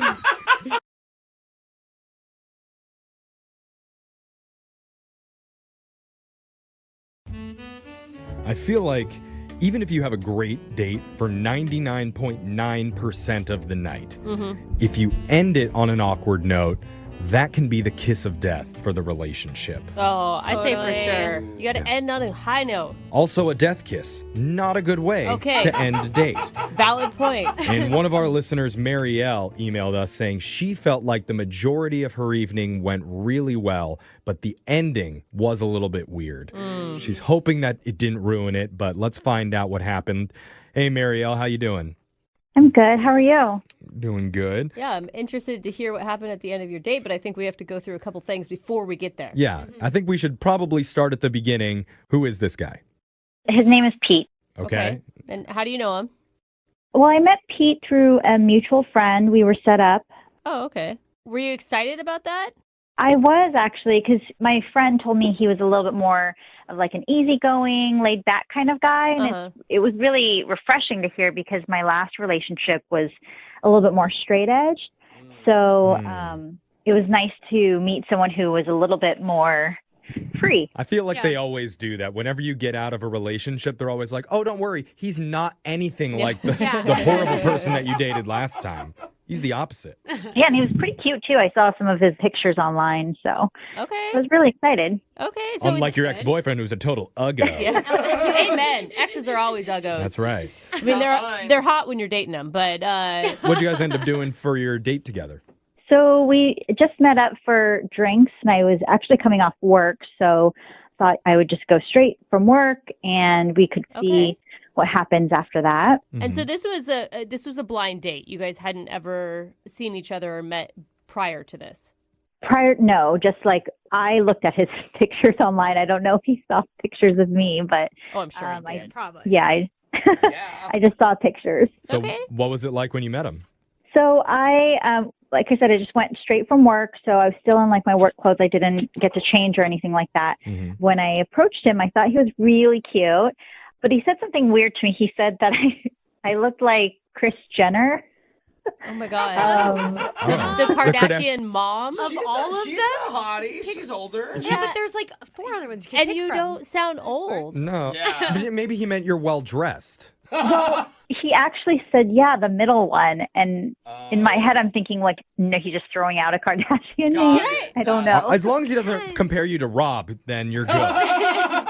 They're all pretty good looking. What do you do for work? Like, what kind of outfit were you in that you look like a Kardashian? 'Cause she usually wears like big fake fur. Yeah, you know, totally. stuff like that. So I work in an office, so I usually wear like a blazer and some, it's not like super work, professional work pants, but. It's like your power. Yeah, you're looking like a power lady. Yeah. A little And I bit, can yeah. see that Kris Jenner for sure. So how did drinks actually go with him? So the day I felt like was going pretty well. We actually talked about some of our hobbies, which were like, he likes to do that stationary bike Oh, thing. the Peloton? Yeah. Oh. He likes to do that. I take boxing classes and some archery lessons. And Cool. yeah, so I felt like we kind of bonded on the exercise aspect. Was there any exciting parts of the date? Because, I mean, Oh, that's Brooke. great, but... That's mean. If Jeffrey they're has both a Peloton. He thinks that's exciting. But, like, was there any, like, flirty moments or... Like, any times you, like, cracked up uncontrollably. Totally. Peloton is flirty, Brooke. You obviously have never ridden one. So how many miles do you put in every week? Yeah, what's your usual output? Ooh, I don't know what that means. If you're a Peloton rider, then you know. Sounds like a hot convo. I hit 300 I mean- last week, and damn, it was hot. Good, I think. Again, just asking for the highlights. That's all. Yeah, Oh, anything okay. happen? Anything crazy? All right, Mario, is anything more exciting than Peloton talk happening? I think we were joking around. We were connecting on topics, and so we wanted to keep going, but they weren't serve. We were both getting hungry, and they didn't serve food there at the spot we were at. Yeah, the bar. Okay. Yeah, so I live close by, and I offered to make him some dinner, and I never. That's really nice. Yeah, and so I never invite someone over if I'm meeting them for the first time. Like, that's just kind of crazy. But I figured we were hitting it off. He didn't seem weird or anything like that. So I But that makes sense, too, because, like, your friend had already vouched for him, right? So there's, like, a level of trust going into it that's a little bit different than just a total stranger. Okay. So then I brought him up to my place, and I had rice and, like, some shrimp. So I just threw something together real quick. And he seemed to like it and enjoy it. And we talked some more, and nothing weird was happening. We had some more wine, but then it was getting late, and I have work in the morning, so I just said that I should be getting to bed soon. Did he see that as an invitation? Look at Jeffrey's even response right there. I don't know. No, I thought opposite. I thought, aw. Like, Okay. that's, Yeah. What did you really I guess it depends on how you said it. Yeah, that's true. Did you say it with a whisper? I must be going to bed now. The lights dim as you said it. You let your power blazer slip off your shoulder just a bit. Oops, am I wearing lingerie? My bad. Okay, I question all of your flirting habits right now. Mario, how did it go? He was respectable, and he didn't seem to try anything. And he went home, and I was a little worried that I might have hurt his feelings because I needed to go to bed. What? Yeah, but maybe you invited him over to your house and fed him. He doesn't guarantee stay the night the first hangout. Right. Have you checked in with your girlfriend who set you guys up? She hasn't said anything in regards to whether or not he wants to see me again or anything like that. I feel like she knows. I thought she was a good friend. Yeah. Well, then she may be a good friend to him, and That could be. isn't That could telling be. the truth. Yeah, I don't even know if they've talked about it. I have messaged him. Yeah. And I haven't heard too much back from him, but the stuff that I do hear, it just seems like a normal kind of conversation. I believe in chemistry vibes. Like, there's a connection. You can tell if someone's changed their feelings. They're about to drop you. Yeah, or they get short or something. And you have no idea why. No. Okay, well, let's play a song. We'll come back. We'll call Pete for you. We'll try and get you your second date. Okay, Marielle? Okay, great. Thank you. All right. What can you say to a guy that you're interested in to let him know that you do like him, but you also have real-world obligations? Do you say, A, I've had fun, but I have real-world obligations and I have to wake up early? Seems pretty reasonable, though. Or do you go with option B and say, I like you, but I do have to go to bed for work. It is okay if you want to stand and watch. Not sleep and watch. I always choose B. You do. Because it lets them know that you are still interested. So you're not the watcher, you're the sleeper. Yes, Okay. I will sleep Make sure I got your... so that they're with me until my last conscious moment. Don't let them cuddle with you. You That's have to nice. They just stand. stand above you. Okay. Yeah. It must be easy to drift off. It's called romance, Brooke. Oh.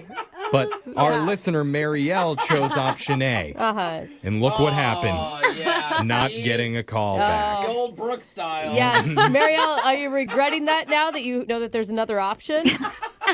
A little bit. Yeah. That's okay. See, next time. See, these are learning experiences for a lot of our listeners, so you'll know better next time, Marielle. But we're almost ready to call Pete for you. How you feeling here? A little nervous, I guess. God, I don't mean to make you feel worse, but I'm here we nervous go. for you too. Oh, Brooke. I am. Oh, that's helpful. I mean, here's the thing, Marielle. Like, you sound so awesome. You sound really nice. You did kind things for him on the date. and you have no idea why he's calling back, I feel like maybe you're a little naive and you missed something. And I don't mean to say that in a bad way, but It can't be the guy's fault? No, I'm just worried we're gonna get him on the phone and he's gonna say, something that might hurt your feelings. I don't know. I thought we connected. I thought we had a lot of things in common. Maybe that's true. In your defense, maybe he's literally just busy and giving you space, A lot of space. Like, a lot of space. Yeah, okay. And you know what, Marielle, if for some reason Pete does agree to go out with you again, I will ask him if he will watch you as you go to sleep. Just to make sure this goes smoothly for the rest of the relationship. That's a man that has your back, Marielle. That's right. So let's do this. I'm going to give Pete a call, and we're going to get your second date. You ready? Ready. All right, here we go.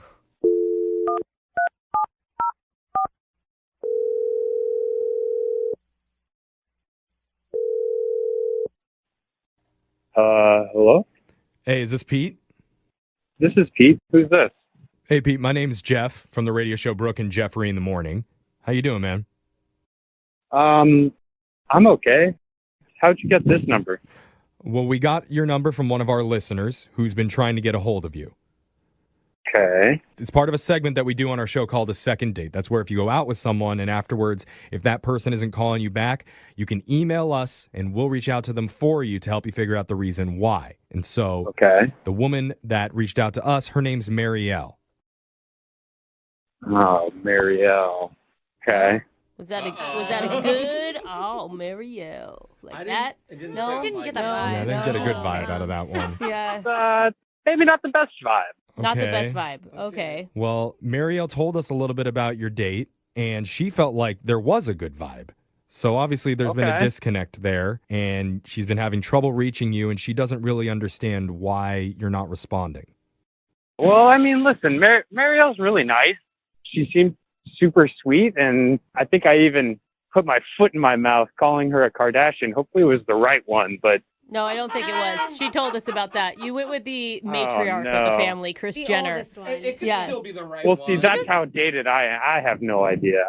I just thought she looked pretty and professional. She looked great. I was trying to give her a compliment. Yeah, no. So that sounds awesome. And she honestly brought it up as a funny moment from a date, not like a low moment from the date. It sounds like you really like her.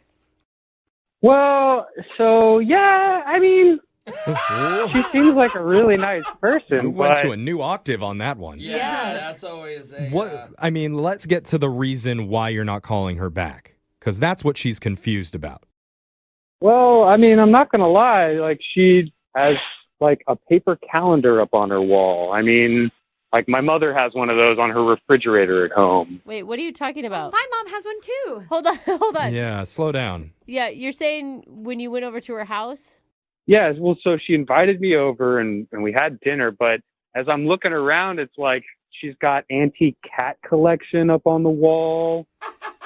One of the things that she mentioned was that she has to be in bed by 10 p.m. every night, and you know, I'm not a child with a bedtime. Like, I like to stay up until I'm ready to go to bed, and then I want to go to bed. Now, you're talking to the wrong crowd. We all do morning radio. Yeah. We're all in bed by like 9, bro. I don't still quite get it. Yeah. Those are the reasons you're not calling her back? She's like old. She has old cat pictures. She goes to bed super early. It's like, you know, you're asking me, do I like my mother? Yes, I love my mother. Okay. No, She's got old Wait, vibes. you're comparing her to your mom? We're asking you if you like someone that is a responsible adult, is what it sounds like to me. Yeah. I like her as a person. I don't know if I see us with anything more than that. Oh, you're in different So there was. Excuse me, I have something to say here. Ooh. Oh. Yeah, Pete, that's Marielle on the other line. She was supposed to wait till I called her in, but yeah, Very she's organized. there. Yeah, she's on a time schedule. Yeah, I guess she has things that she's got to do. What is this? Like, Oh. It's a second date, Put it that way. Yeah. Yeah, it's a fun radio segment we do. Fun, huh? all right. So you're not calling me back because I have a calendar? Well, I mean, when you boil it down that much, it sounds really bad. I think the calendar is just a microcosm of just maybe your lifestyle and my lifestyle are in different places, you know? What? Wait, what? What is your lifestyle, Pete? I don't understand. I mean, what would you prefer to see on her walls? You know, not paper calendars and antique cats. Like an Avengers poster? Yeah. It's crinkled up with no frame on it? Sure. So because I live my life as an adult and you don't, this is why you don't think we can hang out again? I don't understand. I mean, it sounds like you actually understand about perfectly, Marielle. Like, Wow. She's adulting too hard for you. Oh my I mean, God. the cat pictures are a little much. I mean, Well, be nice. Everybody has different interests. Marielle, I mean, like, what are you feeling right now? Definitely not thinking about going on a second date with him. I mean, he just sounds so childish. Yeah. excuse me, Marielle. Like, I haven't even been asking for a second date. I feel like I've been cordial and nice, but I think that if there's a vibe there, then, you know, we're good to go, but there kind of hasn't been. So we're not. Well, they do say opposites attract, right? You guys are very opposite. In this case, I'm not really sure. You could have said something more in the text message. I've been texting you and you could have at least said hey, this isn't going to work out or something, but you're acting childish and you just want to string me along or something like that. Yeah, see, that's what adults do. He doesn't know how to do that, Marielle. I feel like we're getting really into the weeds, and it's like, I don't think we're even there, Marielle. Probably because you're acting like a man baby. I don't really know what to say. I didn't mean to lie to you. I was just trying to be nice, and I guess I should have been more upfront. I was just trying to be nice and ghost you and not talk to you again. Well, after one date, do you owe someone a million texts? I don't think you do. But here's the thing, Marielle. To her defense, she may have some cat things around her house, but she called a really cool radio station to get you on the phone. Bro, she listens to the radio and has cat pictures. Stop. Yeah, how old are you? Really? And she should have said if you listen to our podcast. Marielle, I mean, that's what I mean. And Marielle mentioned to us, Pete, that you have a Peloton. That's an old person That's an thing. old person exercise machine. Yeah, young people can't afford that. That's Yeah. why it has to be an old I will person. never own one of those. I'll ride my Peloton in my full spandex gear if I want. That's fine. There you go. Wait, you wear spandex to ride your Peloton? Excessive. You gotta have protective gear, the helmet, the gloves. Helmet? I'll do whatever I want. You put training wheels on your Peloton too? My God. Okay. Well, at this point, I don't know how we could possibly save this, so I'm just going to ask. Pete, would you like to go out on another date with Marielle? We'll pay for it. She could pencil it into her calendar on her wall. I'm going to have to respectfully decline. I don't think you wanted to date anyway, did you, Marielle? No, I would not even consider it. And Pete, I think you're going to have to pay me back for dinner because since this isn't going to work out, you owe me for the shrimp. Oh my God. And I can guarantee you she has a paper receipt to prove the price. And a coupon. Yeah.